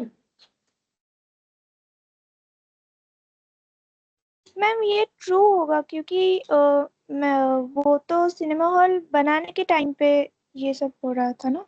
हाँ, बनाने के पहले हो रहा था, मतलब रेडी होने के पहले, मतलब एसेट हो गया मेरा क्या, सिनेमा हॉल। सिनेमा हॉल को रेडी टू यूज करने के पहले जो भी खर्चा हुआ, तो मैंने यहाँ पर एग्जांपल दिया था ना, एसेट को रेडी टू यूज करने के पहले जो भी खर्चा होगा बिफोर रेडी टू यूज, वो सारे एसेट के कॉस्ट में ऐड हो जाएंगे। तो एसेट तो खुद ही कैपिटल, एसेट खरीदने का मतलब कैपिटल खर्चा है, तो जो खर्चा कैपिटल नेचर का है वो एसेट के कॉस्ट में ऐड होने का मतलब वो भी कैपिटल खर्चा हो गया ना। जैसे मैंने यहाँ एसी का एग्जाम्पल दिया था, ये सब खर्चे कैपिटलाइज्ड हो गए, एसी के कॉस्ट में ऐड हो गया। तो वैसे ही अगर ये घर बनेगा ही नहीं तो कंस्ट्रक्शन का काम ही पूरा नहीं होगा। जैसे अगर हम बोलेंगे कि हम एसी खरीदने का ही खर्चा करेंगे, इंस्टॉलेशन का नहीं खरीदेंगे, तो कैसे फिर होगा, हवा कैसे मिलेगा, कैसे मिलेगा ना, नहीं मिल सकता ना। वैसे ही अगर ये नेसेसरी है ये घर को बनाना, तो फिर तो बनाना ही पड़ेगा, ठीक है, काम करने के लिए। अब फिर जरूरत खत्म हो गया तो उसे तोड़ना भी पड़ा, तो ये सारे खर्चे हमारे कैपिटल एक्सपेंडिचर होंगे, क्योंकि उस चीज को, सिनेमा हॉल को रेडी करने के लिए हमें ये सब खर्चा करना पड़ा। तो एसेट को रेडी करने के पहले जो भी खर्चा है वो एसेट के कॉस्ट में ऐड होगा। अब यहाँ पर सारे ट्रू फॉल्स के साथ लिखे हुए रहते हैं। नॉर्मली 2 मार्क्स का होता है तुम लोग का ये क्वेश्चन, और आता ही आता है, स्टार्टिंग में ही ये क्वेश्चन रहता है ग्रुप 1 में, जो कि कम से कम 10 क्वेश्चन रहता है, ठीक है, 2 मार्क्स करके, 10 या 12 रहता है, मुझे जितना लग रहा है 10 या 12 होता है। तो ये आता ही आता है, ठीक है। उसमें तुम लोग को लेकिन सिर्फ ट्रू फॉल्स बोलने के लिए 1 मार्क मिलता है, फिर उसको एक्सप्लेनेशन देना पड़ता है, ठीक है। तो एक्सप्लेनेशन खुद पढ़ोगे तो समझ जाओगे। जैसे देखो पहला वाला था, overall expenses are incurred to put second hand machinery is in working condition to derive endurable long term advantage, so it is capitalised. तो इतना नहीं बोलना है, सिंपल ऐसा बोल सकते हो कि ओवरऑल एक्सपेंसेस जो हम लोगों ने किया है सेकेंड हैंड मशीनरी परचेस करने के बाद, ठीक है, तो ये इसीलिए किया है ताकि मशीन जो है वर्किंग कंडीशन में आए, ठीक है, और उससे हमें लॉन्ग टर्म एडवांटेजेस मिले, तो इसीलिए ये कैपिटलाइज्ड होगा। ऐसे करके लिखना पड़ेगा। Money spend to reduce working expenses is revenue expenditure, तो ये जो है फॉल्स है, क्योंकि it may be reasonably presumed that money spend for reducing revenue expenditure would have generated long term benefit to the entity. मतलब क्या बोला है कि ये हम लोग रीजनेबली प्रिज्यूम्ड कर सकते हैं कि जो पैसा खर्चा करके हम लोग अपने रिड्यूस करें अपने रेवेन्यू एक्सपेंडिचर का या फिर वर्किंग एक्सपेंसेस का, वो हमें लॉन्ग टर्म बेनिफिट देगा हमारे एंटिटी को। तो it becomes part of intangible fixed asset if is in the form of technical know-how, and tangible if it is in the form of additional replacement of any of the existing tangible fixed asset। अब ये क्या बोल रहा है, ये बोल रहा है कि अगर ये खर्चा हम लोग कोई नो हाउ लेके कर रहे हैं, नो हाउ ये एग्जांपल दिया, नो हाउ का मतलब किसी को कुछ फॉर्मूला पता है, ठीक है, किसी के पास कुछ नॉलेज है, तो हम लोगों ने वो लिया है, तो वो अपने नॉलेज को बेचने का या अपने फॉर्मूले को बेचने का हमसे पैसा लेगा, ठीक है। अब उस नॉलेज या फॉर्मूले को यूज करके, टेक्निकल नो हाउ का मतलब वही होता है फॉर्मूला, तो उस फॉर्मूले को यूज कर हम लोग को प्रोडक्ट बना रहे हैं, ठीक है, तो इससे हमारा प्रोडक्ट ज्यादा बिक रहा है मार्केट में, ज्यादा बेनिफिट हो रहा है। तो अगर ऐसे किसी तरीके से हम लोगों ने हेल्प लिया है, that is called intangible asset, क्योंकि नो हाउ तो दिखेगा नहीं, फॉर्मूला थोड़ी ना दिखता है कि हाँ ये चीज ऐसे बनाना चाहिए, तो इसलिए बोल रहा है कि अगर in the form of technical know how है तो फिर वो इंटेंजिबल एसेट हो जाएगा, और अगर दिख रहा है इन द फॉर्म ऑफ, मतलब ऐसा नहीं है कि ये इंटेंजिबल है, इसका कोई एग्जिस्टेंस है, जैसे कि कोई एडिशनल मशीन वगैरह खरीद लिया, ठीक है, तो वो फिर हम लोग का टेंजिबल फिक्स्ड एसेट हो जाएगा, सो इट इज कैपिटल एक्सपेंडिचर। मतलब सीधा बात है, अपने वर्किंग एक्सपेंसेस को हम लोग 2 तरीके से कम कर सकते हैं, टेंजिबल एसेट खरीद के भी, इंटेंजिबल एसेट को लेके भी। तो ये हमारा खर्चा कैपिटल ही होगा, रेवेन्यू नहीं हो सकता है। तो तुम लोगों ने जो सोचा है ना भाई, जैसे देखो legal fees to acquire any property is part of the cost of the property, जैसे मैंने बोला कि एक प्रॉपर्टी को खरीदने के लिए हम लोगों ने अपने लॉयर को कुछ पैसा दिया, ठीक है, it is incurred to possess the ownership right of the property and hence capital expenditure। तो पढ़ोगे तो समझ जाओगे, अगर नहीं समझ में आया तो मुझे पूछ लेना लैंग्वेज, ठीक है, लेकिन ऐसा नहीं कि ये पूरा सेम लैंग्वेज लिख के आना है, दूसरे को समझ में आए वैसा ही लिख के आना है, ठीक है, कि ये ट्रू क्यों है ये फॉल्स क्यों है, तो जो समझ के मुझे आंसर दिया वही लिखना है और कुछ नहीं। अच्छा, अब ये इलास्ट्रेशन 2 देखते हैं। यहाँ पर तुम लोग को बताना है कि कौन सा एक्सपेंडिचर कैपिटल है और कौन सा एक्सपेंडिचर जो है हम लोग का रेवेन्यू है। जैसे बोल रहा है expenses incurred in connection with obtaining a licence for starting the factory for 10,000। बोल रहा है कि फैक्ट्री स्टार्ट करने के लिए 10,000 रुपीज का खर्चा हुआ लाइसेंस के लिए, तो ये हम लोग का कैपिटल है कि रेवेन्यू। तो ऐसा अभी थोड़ी देर पहले ही हम लोगों ने देखा, तो कैपिटल होगा कि रेवेन्यू? कैपिटल। कैपिटल, सही है, कैपिटल खर्चा होगा। फिर 1000 paid for removal of inventory to new site, मतलब क्या हो गया, मान लो यहाँ पर कुछ स्टॉक रखा हुआ है, ठीक है, यहां से उठा के स्टॉक को इस जगह पे लेके आना है दूसरे साइट पे, ठीक है, फैक्ट्री का साइट होता है ना, तो ये ओल्ड साइट से न्यू साइट में लेके जाना है। इसको ले जाने के लिए 1000 रुपए का खर्चा। अब कौन लेके गया, या तो वर्कर लेके गए होंगे या मशीन के थ्रू से गया होगा, किसी भी तरीके से गया होगा। तो बोल रहा है कि एक जगह से दूसरे जगह हमारे मेटेरियल को हटाने का खर्चा, इन्वेंट्री का मतलब स्टॉक होता है, स्टॉक को मतलब लेके जाने का खर्चा जो है वो कैपिटल है कि रेवेन्यू है, वो रेवेन्यू। रेवेन्यू, ठीक है। इसमें कैपिटल नेचर का क्या होगा, कुछ भी नहीं, हमारा कोई फिक्स्ड एसेट क्रिएट हो रहा है क्या, कुछ नहीं, जरूरत पड़ा होगा यहाँ पर जो मेटेरियल उसका जरूरत यहाँ पर होगा तो यहाँ भेज दिया, तो ये तो हमारे बिजनेस का डे टू डे का एक्सपेंसेस है। ऐसा तो जरूरत हो ही सकता है बिजनेस में कि भाई यहाँ से उठा के स्टॉक उधर लेके जाए। फिर बोल रहे हैं rings and pistons of engine were changed at a cost of 5000 to get fuel efficiency. तो rings and pistons of engine का मतलब गाड़ी में ये सब पार्ट्स लगे हुए रहते हैं, ठीक है। तो बोल रहा है कि rings and piston of engine में लगे हुए रहते हैं। बोल रहा है कि इंजन में ये सब जो लगा हुआ था ये हम लोगों ने चेंज कर दिया, कितने रुपए खर्चा करके, 5000 रुपए खर्चा करके। और बेनिफिट क्या हुआ, हमें इससे फ्यूल एफिशिएंसी मिला, मतलब जितना तेल का खर्चा हो रहा था उससे कम हो रहा है, या फिर कम तेल में ज्यादा माइलेज दे रहा है, तो फिर बेनिफिट ये हुआ है। तो अब ये जो खर्चा हुआ है 5000 रुपए, अमाउंट पे मत जाओ, अमाउंट देख के क्या बोलेंगे 5000 है ज्यादा या फिर कम। देखो किसी को लगेगा 5000 ज्यादा, किसी को लगेगा 5000 कम, तो अमाउंट से हम लोग नहीं समझ सकते हैं। लेकिन यहाँ ऐसा लैंग्वेज दिया हुआ है जिससे हम लोग आइडेंटिफाई कर सकते हैं कि ये कैपिटल है कि रेवेन्यू। इस लाइन पे कंसंट्रेशन, फ्यूल एफिशिएंसी मिला है।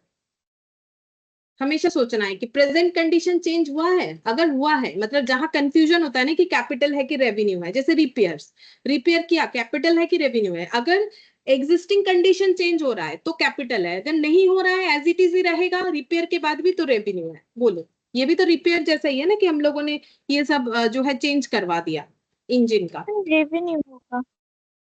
देखो ना क्या हुआ है यहाँ पर, फ्यूल एफिशिएंसी बढ़ा है ना, तो हमारा खर्चा कम नहीं होगा। अभी मैंने बोला ना, कम तेल में गाड़ी ज्यादा दूर तक चलेगा, नहीं चलेगा। फ्यूल एफिशिएंसी मिला हमें, हम लोगों ने जो खर्चा किया ना इससे हमें फ्यूल एफिशिएंसी मिला। फ्यूल एफिशिएंसी का मतलब गाड़ी का माइलेज होता है ना, माइलेज क्या हो गया, पहले जितना माइलेज मिलता था उससे ज्यादा मिल रहा है। तो एग्जिस्टिंग कंडीशन का चेंज हुआ तो ये क्या होगा, कैपिटल होगा। इसीलिए मैंने बोला इस पे कंसेंट्रेशन। फिर बोल रहा है मनी पेड टू महानगर टेलीफोन निगम लिमिटेड, मतलब MTNL 8000 for installing telephone in the office. तो ये हम बता देते हैं, ये ना तो कैपिटल है ना तो रेवेन्यू है ये खर्चा, ठीक है। क्यों, क्योंकि ये देखो हम लोगों ने क्या दिया है, हम लोगों ने MTNL को 8000 दिया है ताकि वो हमारे ऑफिस में आके मोबाइल इंस्टॉल करके जाए, मतलब ये लैंडलाइन का बात हो रहा है, ठीक है, टेलीफोन लाइन इंस्टॉल करके जाए। जैसे घर पे कोई नया घर बना, बिल्डिंग बना, तो वहां इलेक्ट्रिसिटी का कनेक्शन लेना पड़ता है, तो इलेक्ट्रिसिटी ऑफिस में जाके बोलना पड़ता है कि मेरा यहाँ बिल्डिंग बनाई है, घर बना है, तो मुझे यहाँ इलेक्ट्रिक कनेक्शन चाहिए। तो वो लोग बोलेंगे ये पेपर वर्क है, कर लीजिए, पैसा डिपॉजिट करके जाइए, लाइन चला जाएगा, इतने दिन बाद जाके हम लोग आपका लाइन कनेक्शन कर देंगे। तो वैसे ही मोबाइल लाइन का कनेक्शन हो गया। अब ये जो 8000 रुपीज दिया है ना, ये एक्चुअली है सिक्योरिटी डिपॉजिट, ये होता है सिक्योरिटी डिपॉजिट। तो ये जो पैसा है, ये पैसा हमारा ना तो कैपिटल है ना तो रेवेन्यू है, क्योंकि ये पैसा हमें धीरे धीरे जो है राइट ऑफ कर दिया जाता है। मतलब कैसा होता है, जैसे मान लो मेरा मोबाइल का बिल आया, ठीक है, मोबाइल का बिल आया फॉर एग्जाम्पल यहाँ पर 1000 रुपीज, ठीक है। अब मान लो उन्होंने सोचा है कि हम लोग 10-10 रुपए करके ये सिक्योरिटी डिपॉजिट लौटा देंगे, राइट ऑफ कर देंगे, तो फिर यहाँ पर कितना हो जाएगा, बिल मेरा 990 का आएगा, ठीक है। कि उन्होंने ये रुपए क्या करने हैं ना, धीरे धीरे राइट ऑफ कर देना। इसका एक हम सिंपल एग्जांपल देते हैं, जैसे मान लो कि मैंने किसी से रेंट लिया, ठीक है, रेंट लिया एक घर जो कि 9000 पर मंथ करके मेरा रेंट पड़ा। अब उन्होंने मेरे से ना एक डिपॉजिट लिया, ठीक है, डिपॉजिट लिया जाता है रेंट के बारे में अगर कभी सुने हो तो, डिपॉजिट लिया जाता है सिक्योरिटी डिपॉजिट। क्यों, क्योंकि अगर मैंने उनका घर तोड़ फोड़ के कुछ कर दिया, ठीक है, तो वो सिक्योरिटी डिपॉजिट रखते हैं। तो सिक्योरिटी डिपॉजिट मान लो उन्होंने 2 महीने का लिया, 18000 मेरे से सिक्योरिटी डिपॉजिट ले लिया और बोला कि ठीक है आप 9000 पर मंथ करके रेंट पे दीजिए। तो ये सिक्योरिटी डिपॉजिट बेनिफिट जो मैंने उन्हें दिया ना, तो बात ये होता है कि जब हम ये घर छोड़ेंगे उनको मेरा 18,000 रिटर्न करना होता है। ये एक हो सकता है कि जब हम घर छोड़ेंगे वो मुझे 18,000 रिटर्न कर देंगे, लेकिन कभी कभी ऐसा भी होता है कि जो जिन्होंने लैंड लेडी या लैंडलॉर्ड मतलब जिन्होंने मुझे रेंट दिया है, वो ऐसा भी बोल सकते हैं कि मेरे पास ना 18,000 हम एक साथ नहीं रिटर्न कर पाएंगे, हम एक काम करेंगे, आप जब भी मुझे रेंट दीजिएगा ना, तो आप मुझे जो है 1,000 रुपए करके कम दीजिएगा, ठीक है, तो 8,000 करके दीजिएगा। मैंने पूछा क्यों? कि आपका ये जो डिपॉजिट है ना, हम हर मंथ 1,000 1,000 1,000 करके जो है आपको रिटर्न कर देना चाहते हैं। मतलब आपने जो मुझे डिपॉजिट दिया है वो हम आपको जो है आपके साथ हम क्या करना चाहते हैं ना, आपके साथ हम एक काम करते हैं, ये 2,000 कर देते हैं, ठीक है। मैंने मान लो 9 मंथ्स के लिए रेंट लिया, तो उन्होंने बोला कि ठीक है, आपको हर महीने 2,000 करके कम दे दीजिएगा रेंट, आप मुझे 7,000 करके दे दीजिएगा और हर मंथ 2,000 करके आप कम दीजिएगा। इससे क्या होगा, आपका रेंट 7,000 और मेरा 9 मंथ में क्या हो जाएगा, 2,000 रुपए करके 18,000 मेरे पास ही वापस आ जाएगा, ठीक है। तो ये हो जाता है राइट ऑफ कि मेरा सिक्योरिटी डिपॉजिट या तो वो 9 मंथ्स बाद पूरा मुझे मेरा 18,000 दे दे, अगर नहीं दे पाते तो एक काम कर सकते हैं, अपनी रेंट के साथ कट करके दे सकते हैं, या फिर ऐसा हो सकता है मैंने उन्हें 9,000 दे दिया, उन्होंने मुझे 2,000 दे दिया, ठीक है, ऐसे भी हो सकता है। तो ये वैसा ही है, ये सिक्योरिटी डिपॉजिट होता है। ये इस तरीके का इलेक्ट्रिसिटी का कनेक्शन लेते हैं या फिर लैंडलाइन का कनेक्शन लेते हैं, और ये पैसा बिल के साथ हमारा धीरे धीरे एडजस्ट कर दिया जाता है, ठीक है। तो इस खर्चे को हम लोग ना तो ये खर्चा ही नहीं है, इसे हम लोग कैपिटल एक्सपेंडिचर या रेवेन्यू एक्सपेंडिचर कुछ भी नहीं बोलते, तो फिर इसे हम लोग बोलते क्या है, देखो, money deposited with MTNL for installation of telephone in office not expenditure, ये कोई खर्चा है ही नहीं। This is treated as an asset and same is adjusted over period of time against actual telephone bill. Actual telephone bill के against में ये adjust होते जाता है, जैसे मैंने अभी दिखाया, तो इसे हम लोग asset बोलेंगे। मतलब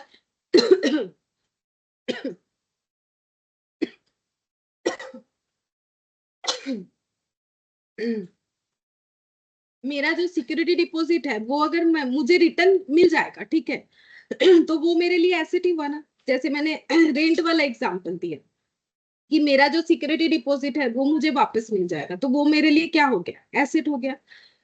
सॉरी, तो ये देखो, ये वाला मेरा ये खर्चा मेरे लिए क्या हो जाएगा, एसेट हो जाएगा। तो ये एक स्पेशल पॉइंट था, जरूर याद रखो कि ये मेरा कोई एक्सपेंडिचर नहीं है। फिर 5th नंबर में देखो, a factory shed was constructed at a cost of 1 lakh, a sum of 5,000 had been incurred in the construction of temporary huts for storing building material. Same question है, तो बोलो ये 1 लाख रुपए का जो खर्चा आ रही है, 5,000 का खर्चा है, ये मेरा क्या खर्चा है? टेम्पोररी हट वाला ही तो खर्चा है, बोलो, वही सेम क्वेश्चन है, बोलो क्या होगा? कैपिटल। कैपिटल, ये दोनों ही मेरा कैपिटल एक्सपेंडिचर है। वो जो हम लोग छोटे छोटे घर बना रहे हैं वो भी जो है कैपिटल एक्सपेंडिचर, और ये भी। तो इसका मतलब हम लोगों ने जो फैक्ट्री शेड कंस्ट्रक्ट किया उसका कॉस्ट कितना हो गया, 1 लाख तो उसको बनाने का खर्चा, और 5,000 जो है वो टेम्पोररी हट को बनाने का खर्चा, मतलब 1,05,000 रुपए खर्चा हो गया है हमें उस जो है फैक्ट्री शेड को बनाने के लिए, ठीक है। सेम यही सब चीज यहाँ लिखा हुआ है, पढ़ोगे तो समझ जाओगे। इसके बाद ये 3rd नंबर देखो क्या बोल रहा है, Wood Pictures Limited construct a cinema house and incurs the following expenditure during the first year ending 31st March 20। तो ये कंपनी है, इन्होंने क्या किया, एक सिनेमा हाउस बनाया है और इन्होंने कुछ खर्चे किए। अब हम लोग को ये बताना है कि कौन सा खर्चा हम लोग का रेवेन्यू नेचर का है और कौन सा खर्चा हम लोग का कैपिटल नेचर का है, ठीक है। जैसे यहाँ पर बोला है, second hand furniture 9,000 was purchased, repainting of the furniture cost 1,000। एक सेकेंड हैंड फर्नीचर खरीदा 9,000 रुपए से, फिर उसको पेंट करवाए, उसका 1,000 रुपया लग गया। The furniture was installed by own workman, wages for this being 200। अब एक हमारे वर्कर थे, उनसे जो है अपना फर्नीचर को इंस्टॉल भी करवा लिया, ठीक है। तो फिर ये हम लोग का क्या खर्चा होगा, इसमें से ये 9,000 1,000 और 200 कौन सा क्या खर्चा है?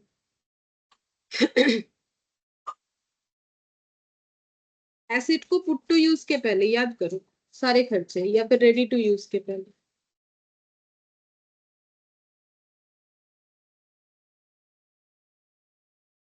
बोलो। सभी कैपिटल एक्सपेंडिचर है, तो फिर मेरा फर्नीचर का कॉस्ट कितना हो जाएगा, 9,000 प्लस 1,000 प्लस 200, यानी मेरा फर्नीचर कितने का बन गया? 10,200 रुपए का फर्नीचर होगा। अच्छा, फिर इसके बाद यहाँ पर देखो क्या बोला है, expenses in connection with obtaining a licence for running the cinema और 20,000 during the course of the year the cinema company was fined 1,000 for contravening rules, renewal fee 2,000 for next year also paid. अब बताओ कि यहाँ पे तीन खर्चा बोला है, तीनों अलग अलग खर्चा बोला है। एक तो बोला है, पहले बोला है सिनेमा हाउस चलाने के लिए एक लाइसेंस लिया गया, उसके लिए 20,000 का खर्चा हुआ है। तो बोलो ये 20,000 का खर्चा क्या होगा, पहले ये बोलो, कैपिटल की रेवेन्यू, एक एक करके पूछते हैं। Capital capital expenditure. फिर बोल रहा है उस साल इस सिनेमा हॉल वाली कंपनी ने कुछ प्रॉब्लम किया था, तो उसके लिए उनपे ना फाइन लग गया 1,000 रुपए का, क्योंकि उन्होंने कोई रूल्स ब्रेक किया। तो ये जो फाइन देना पड़ा, बिजनेस में हो सकता है कि फाइन देना पड़ा, तो ये फाइन देना क्या है, कैपिटल की रेवेन्यू?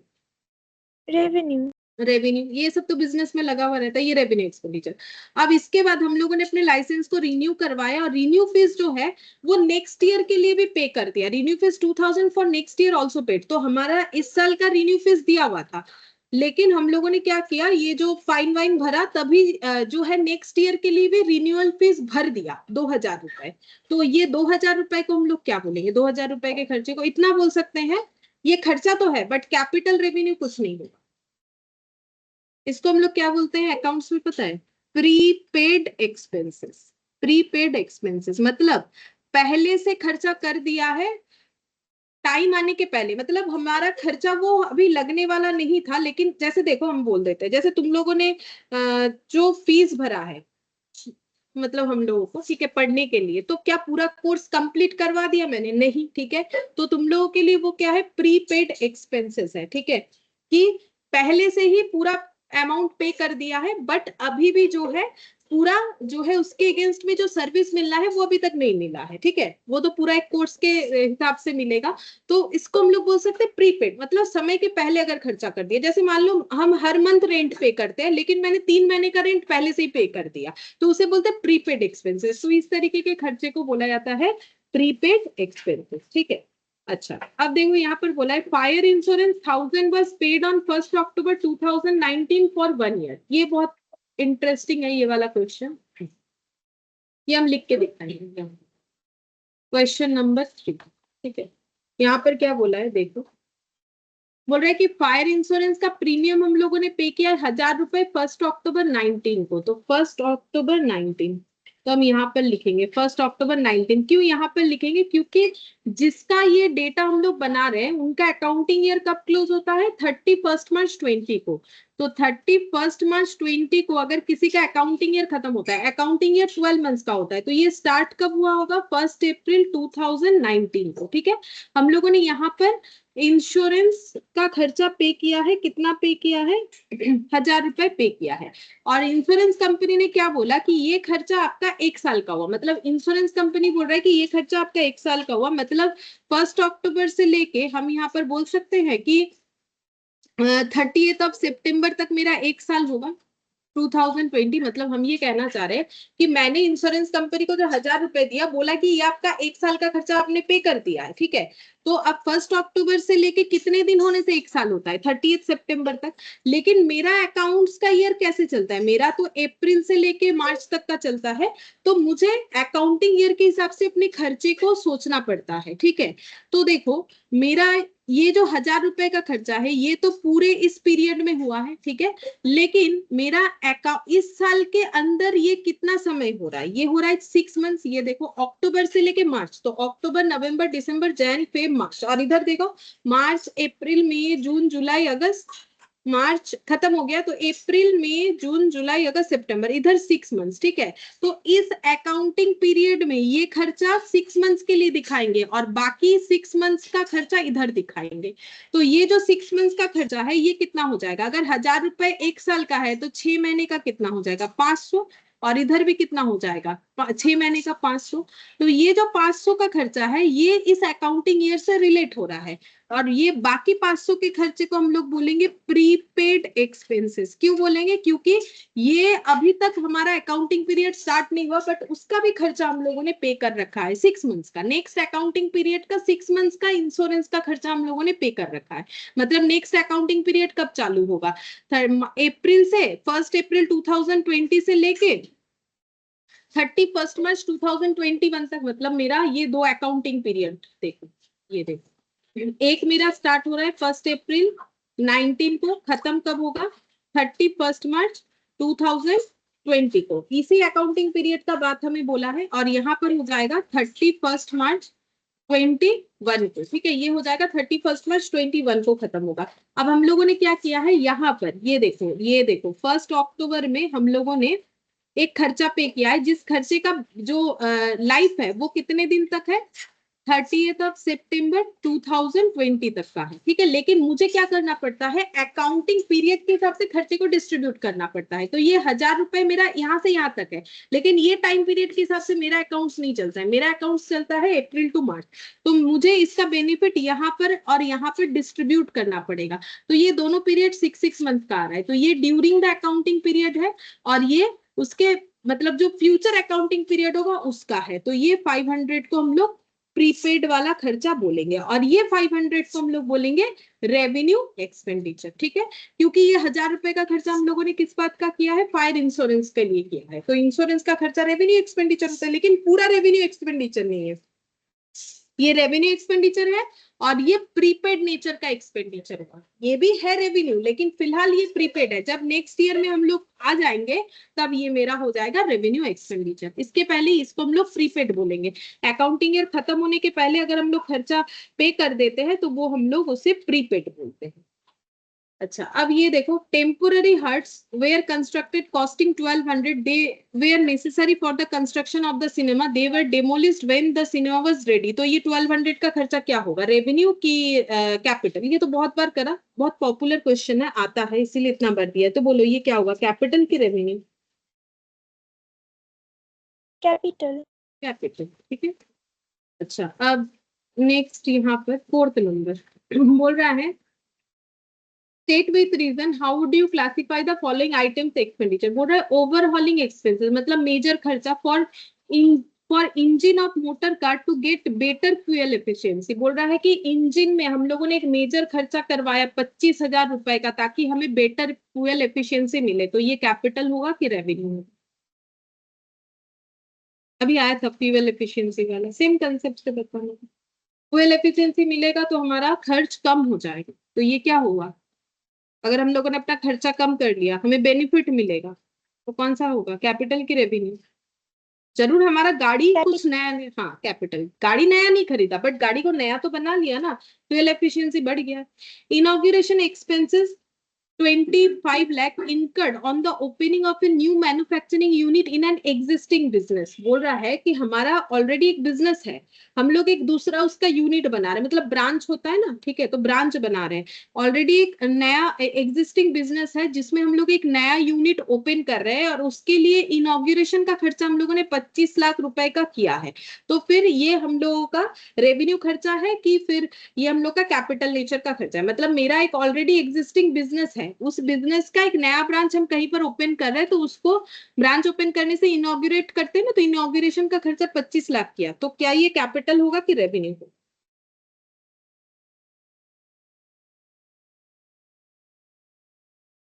क्या लगता है?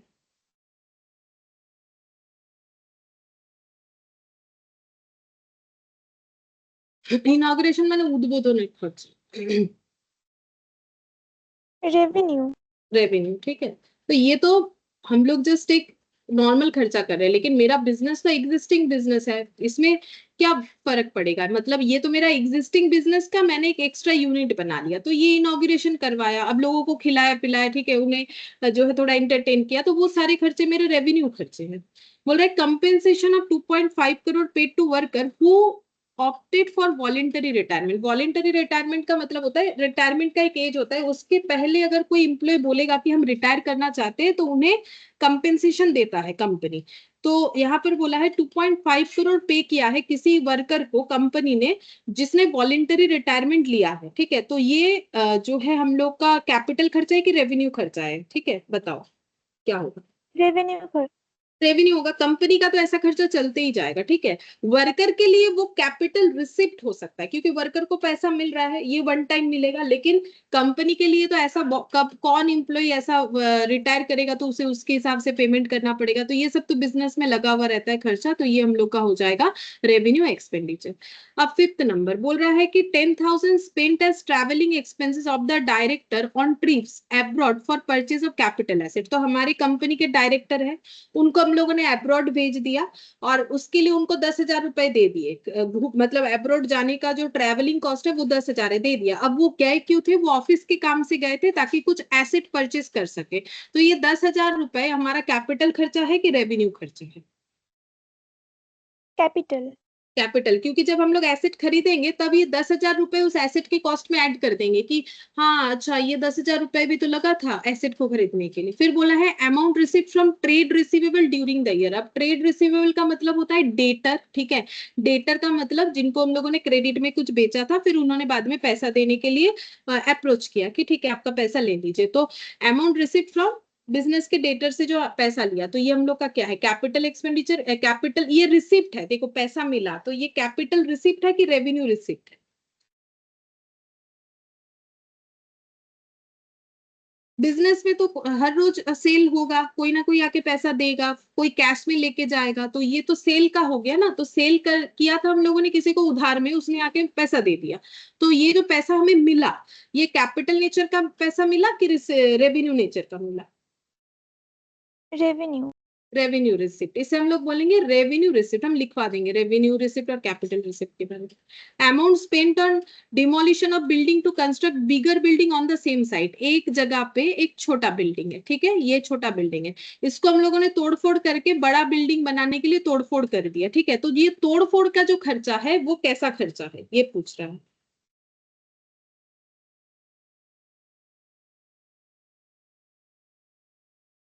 तो बड़ा बिल्डिंग बनाने के पहले, बड़ा बिल्डिंग को रेडी टू यूज करने के पहले जो भी खर्चा होगा वो बड़ा बिल्डिंग के कॉस्ट में ऐड होगा, यानी कैपिटल नेचर का होगा ना। तो बोलो क्या होगा? कैपिटल। कैपिटल एक्सपेंडिचर, क्योंकि वो बड़े वाले बिल्डिंग को पाने के लिए हमें ये खर्चा करना पड़ रहा है, तो फिर capital expenditure. Insurance claim received on account of A machinery damaged by fire. मान लो हम लोगों ने एक मशीन खरीदा तो उस पर इंश्योरेंस करवा रखा था कि मशीन अगर आग से जल के कुछ हो जाए तो फिर हमें डैमेज मिल जाएगा। तो इंश्योरेंस क्लेम मिल गया, मशीन में आग लग के मशीन डैमेज हो गया, इंश्योरेंस करवा रखा था, कंपनी को जाके बोला इंश्योरेंस कंपनी को, देखिए मशीन आग लग के जल के बर्बाद होगी। इंश्योरेंस कंपनी ने बोला ठीक है आपका क्लेम लेके जाइए। तो ये जो क्लेम का पैसा हमें मिला, तो ये रिसिप्ट है, ये एक्सपेंडिचर नहीं है। लेकिन कैपिटल रिसिप्ट है कि रेवेन्यू रिसिप्ट है, बोलो।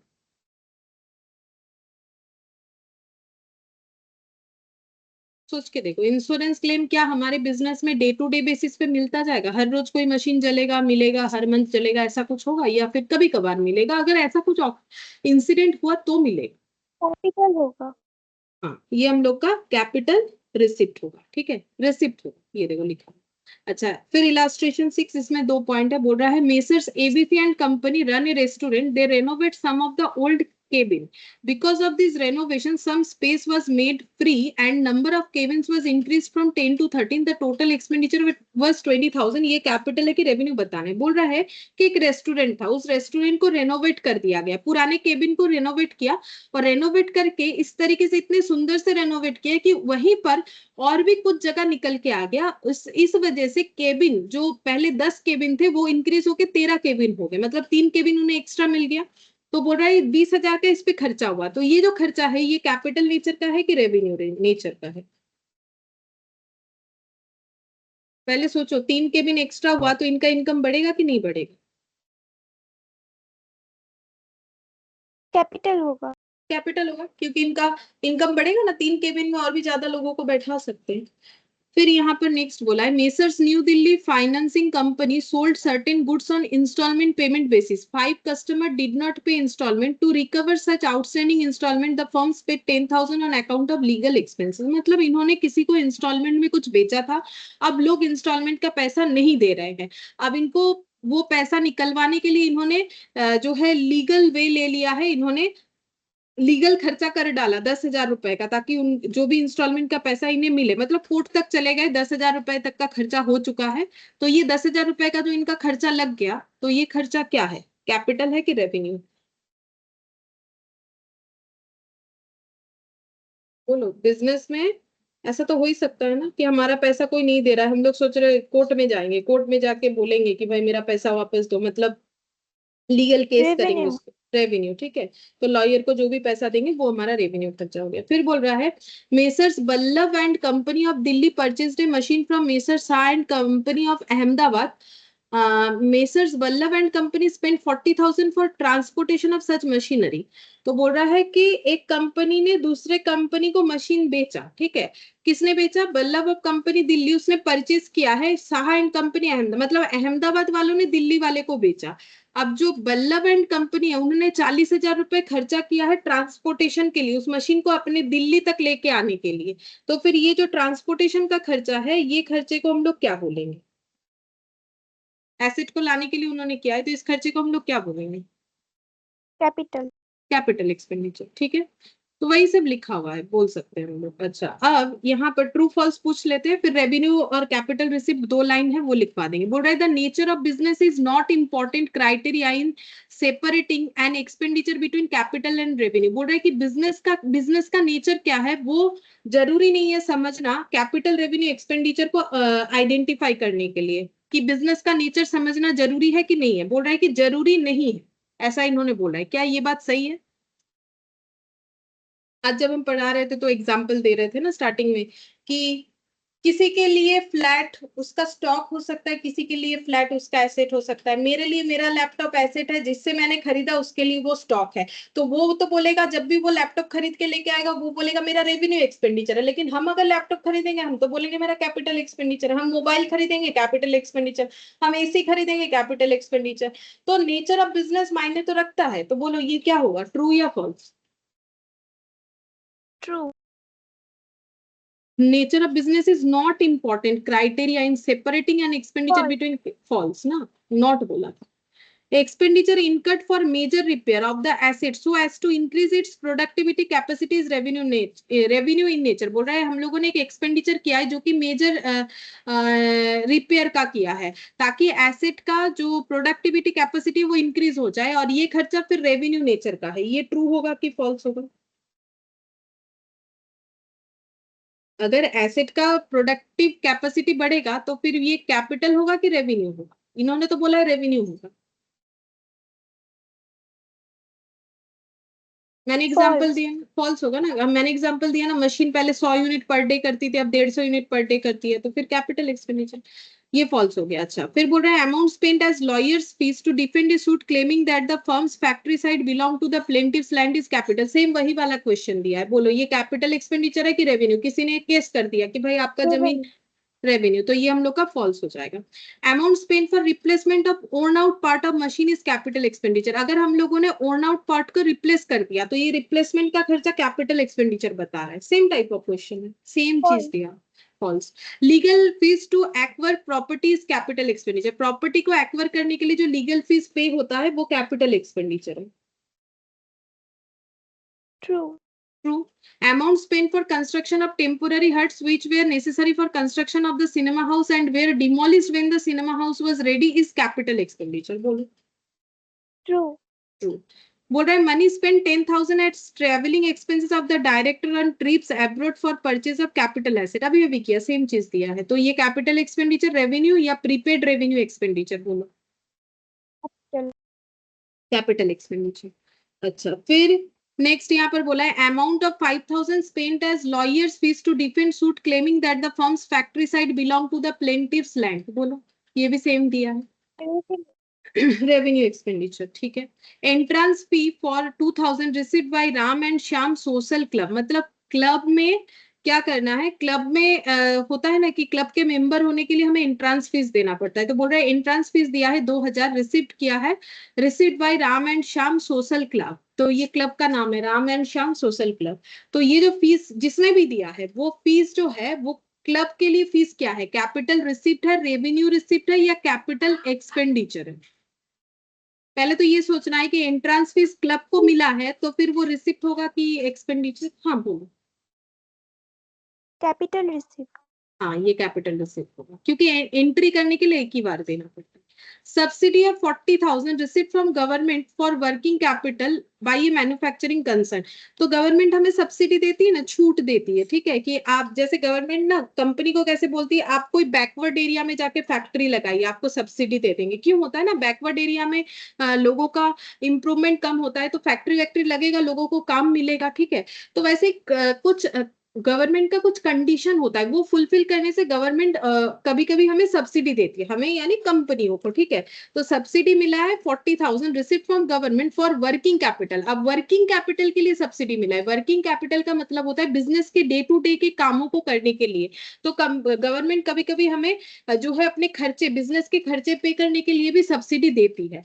तो एक मैन्युफैक्चरिंग कंपनी को गवर्नमेंट ने दिया है, तो उस मैन्युफैक्चरिंग कंपनी के लिए ये 40,000 क्या है, capital receipt, revenue receipt, capital expenditure.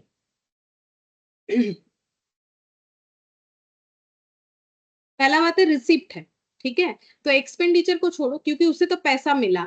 अब ये पैसा किस वजह से मिला, तो बोल रहा है कि बिजनेस का डे टू डे खर्चे को पे करने के लिए। तो अब तो बताओ, हिंट्स दे दिया। वर्किंग कैपिटल का revenue. Revenue, day to day के खर्चे को। अगर गवर्नमेंट ने बोला होता कि इस पैसे से ना आप एक मशीन खरीद लेना, तब वो कैपिटल हो। Insurance claim received on account of, अगर इंश्योरेंस क्लेम रिसीव हुआ हमें किसी भी वजह से, ठीक है, तो वो कैपिटल रिसिप्ट होता है, रेवेन्यू रिसिप्ट होता है, या कैपिटल एक्सपेंडिचर। देखो एक्सपेंडिचर तो होगा नहीं, पैसा मिला है तो रिसिप्ट होगा, तो कैपिटल की रेवेन्यू। अभी भी क्या, इंश्योरेंस क्लेम हमें डे टू डे थोड़ी ना मिलेगा। अगर किसी, जिस वजह से इंश्योरेंस करवाया था वो इंसिडेंट ऑकर हुआ तो क्लेम मिलता है, नहीं तो क्यों मिलेगा। जैसे, कैपिटल रिसिप्ट। हाँ कैपिटल, जैसे मान लो मैंने मेडिकल इंश्योरेंस करवाया, अगर मेरा तबीयत खराब ही नहीं होगा तो मुझे कोई क्लेम क्यों देगा, नहीं देगा ना। Interest on investment receipt from, अगर हम लोगों ने कहीं पैसा इन्वेस्ट कर रखा है, जैसे मान लो बैंक में एफडी कर रखा है, उससे इंटरेस्ट मिल रहा है, तो वो इंटरेस्ट क्या है, कैपिटल रिसिप्ट, रेवेन्यू रिसिप्ट, या कैपिटल एक्सपेंडिचर। देखो एक्सपेंडिचर तो होगा नहीं, अब ये दोनों में से कुछ एक होना चाहिए, कैपिटल रिसिप्ट या रेवेन्यू रिसिप्ट। क्या लगता है, बैंक में पैसा जमा करके रखे, उससे इंटरेस्ट आ रहा है, रेवेन्यू रिसिप्ट। रेवेन्यू रिसिप्ट, ठीक है, सही बात।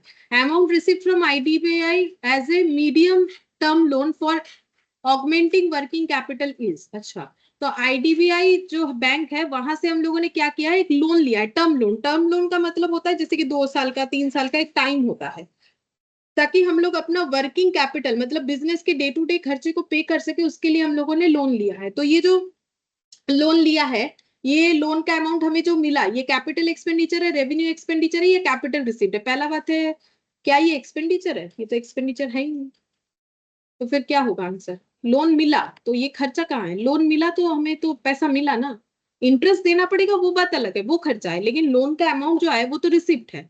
तो क्या होगा answer, capital capital receipt. Receipt. और 8th नंबर में, revenue from sale of product ordinarily is reported as part of earning in the period in which the sale is made, the cash is collected, the products are manufactured. क्या बोल रहा है, revenue from sale of products, product बेच के जो हमें income हुआ उसको बोलते हैं revenue. Ordinarily is reported as part of the earning in the period in which, normally क्या होता है, जिस पीरियड में ये अर्निंग हुआ उस पीरियड में हम लोग इसे रिकॉर्ड करते हैं। तो यहाँ पर इस लैंग्वेज को हमें पूरा करना है। देखो क्या बोला है, revenue from sale of products ordinarily is reported as part of the earning in the period. कौन से पीरियड का अर्निंग दिखाएंगे, बोल रहा है in which the sale is made, the cash is collected, the products are manufactured. मतलब मैंने आज एक प्रोडक्ट बेच दिया और उससे मुझे कुछ इनकम हुआ, तो ये इनकम मुझे कब रिकॉर्ड करना चाहिए, जब मैंने वो सेल किया, या फिर उस सेल के, मान लो मैंने क्रेडिट सेल किया, तो मैंने आज सेल किया, 2 महीने बाद मुझे पैसा मिला, जब पैसा मिलेगा तब रिकॉर्ड करना चाहिए, जब बेचा तब रिकॉर्ड करना चाहिए, या फिर जब वो चीज बनाया था, मैन्युफैक्चर किया था, तब रिकॉर्ड करना चाहिए। तो मेरा वो सेल मुझे कब रिकॉर्ड करना चाहिए, ये पूछ रहा है।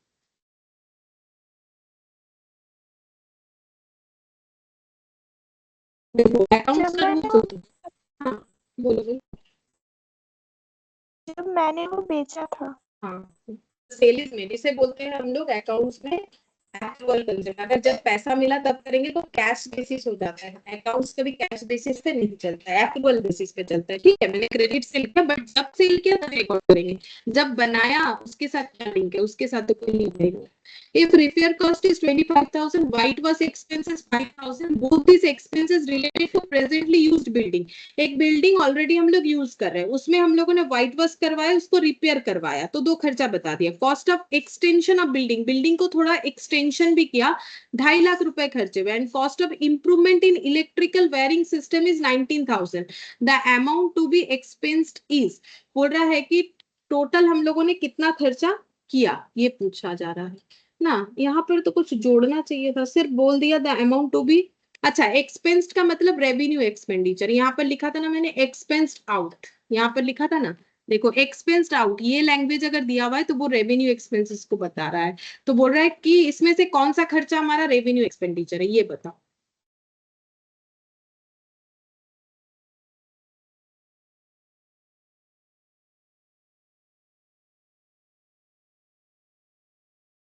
देखो, जिसमें हमारा एग्जिस्टिंग एसेट में कुछ चेंजेस हुआ है वो सारा कैपिटल होगा, जिसमें नहीं हुआ है वो हमारा रेवेन्यू है। तो बिल्डिंग का एक्सटेंशन करना मतलब मान लो 4 तल्ला था, उसे 5 तल्ला बना दिया, ठीक है, उसमें इलेक्ट्रिकल वायरिंग सिस्टम को और भी इम्प्रूव कर दिया। ये यहाँ पर बोला है रिपेयर करवाया और जो है उस पे कलर करवाया 5,000 का। तो ये सब खर्चे में से कौन सा खर्चा रेवेन्यू है, ये पूछता है। क्या लग रहा है, कुछ तो लगेगा, बोलो।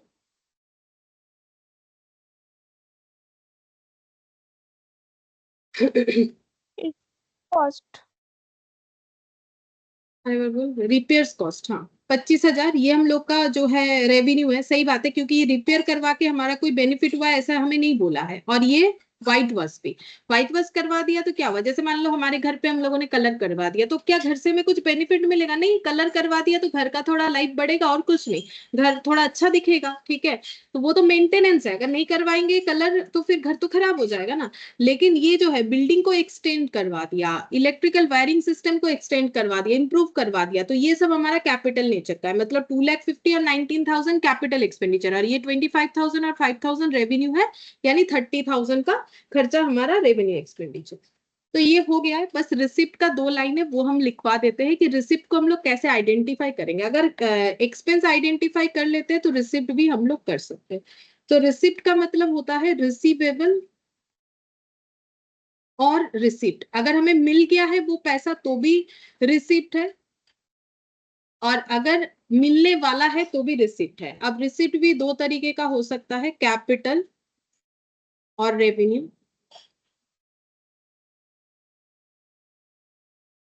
कैपिटल का मतलब जैसे ये मान लो हम लोगों ने एसिड बेच दिया, एग्जाम्पल दे रहा है, सेल ऑफ एसिड, ठीक है। तो एसिड बेच दिया तो उससे जो हमें पैसा आया तो वो हम लोग का क्या हो जाएगा, कैपिटल रिसिप्ट हो जाएगा, ठीक है। तो एसिड, ऑब्वियसली मेरा एसिड जो है वो मतलब जैसे मान लो मैंने अपना लैपटॉप बेच दिया तो वो मेरे लिए सेल ऑफ एसेट है, लेकिन लैपटॉप दुकानदार वाले ने अपना लैपटॉप बेचा, वो स्टॉक बेचना होता है, ठीक है। तो इसीलिए नेचर ऑफ बिजनेस पता होना चाहिए। और एग्जाम्पल देते हैं, introduction of capital in business, business में हम लोगों ने कैपिटल लगाया, ठीक है, या फिर लोन लिया, जैसे एग्जांपल दिया, लोन मिला हमें, तो ये सब हमारा कैपिटल रिसिप्ट है, क्योंकि ये सब का बेनिफिट हमें मोर देन 1 अकाउंटिंग ईयर मिलेगा, ठीक है। अच्छा, रेवेन्यू रिसिप्ट क्या है, रेवेन्यू रिसिप्ट का मतलब जैसे हम लोगों ने सेल कर दिया, ठीक है, जैसे हम लोगों ने जो है डिस्काउंट रिसिप्ट किया, हम लोगों ने जिस सप्लायर से प्रोडक्ट खरीदा उसने हमें डिस्काउंट दिया, तो डिस्काउंट रिसिप्ट, ठीक है। इस तरीके का इनकम जो बिजनेस में हर समय होते रहता है, जैसे हर समय सेल होते रहता है, तो हम लोग किसी से प्रोडक्ट खरीदते हैं तो वो हमें डिस्काउंट दे देता है, ठीक है। तो ये होता है। कमीशन, हमें कोई कमीशन मिला मान लो, कमीशन रिसीप्ट, ठीक है, ये सब हम लोग का रेवेन्यू नेचर का होगा। या फिर मान लो हम लोगों ने डेटर से पैसा लिया वो सेल ही होगा। और एग्जांपल देके क्या करे डेटर वाला, तो ये रेवेन्यू इनकम होता है। मतलब बिजनेस के डे टू डे बेसिस पे जो इनकम होता है वो हमारा रेवेन्यू, और जो कभी कभार होता है वो हम लोग का कैपिटल नेचर का हो जाएगा। मतलब जस्ट इसका ऑपोजिट देख लो, जैसे कि शॉर्ट टर्म बेनिफिट मिलेगा, उसमें भी शॉर्ट टर्म बेनिफिट मिलेगा। यहाँ पर एक्सपेंस आउट है, वहां पर इनकम हो रहा है, ठीक है, डे टू डे बेसिस पे, ठीक है, 12 मंथ्स के अंदर होगा। ये भी पीएल में जाएगा, ट्रेडिंग पीएल, जैसे कि जब फाइनल अकाउंट्स करोगे तब देखोगे सेल ट्रेडिंग में जाता है, पीएल में जाता है जो है डिस्काउंट रिसिप्ट वगैरह, ठीक है। तो ये हो जाएगा। तो अगर हमें रेवेन्यू और कैपिटल एक्सपेंडिचर मेनली समझना होता है, वो समझ में आ गया तो सेम कंसेप्ट है, बट रिसिप्ट के लिए लैंग्वेज हमारा रिसिप्ट रहेगा। ये पढ़ के लगेगा कि हमें पैसा मिला, ठीक है। तो ये एक छोटा सा चैप्टर था, लेकिन बहुत ही इंपॉर्टेंट चैप्टर है।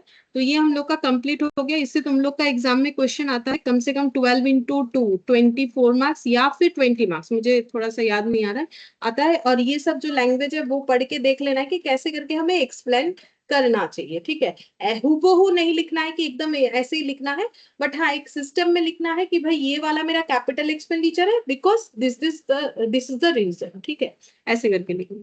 ठीक है, फिर आज हम लोग इतना ही करते हैं।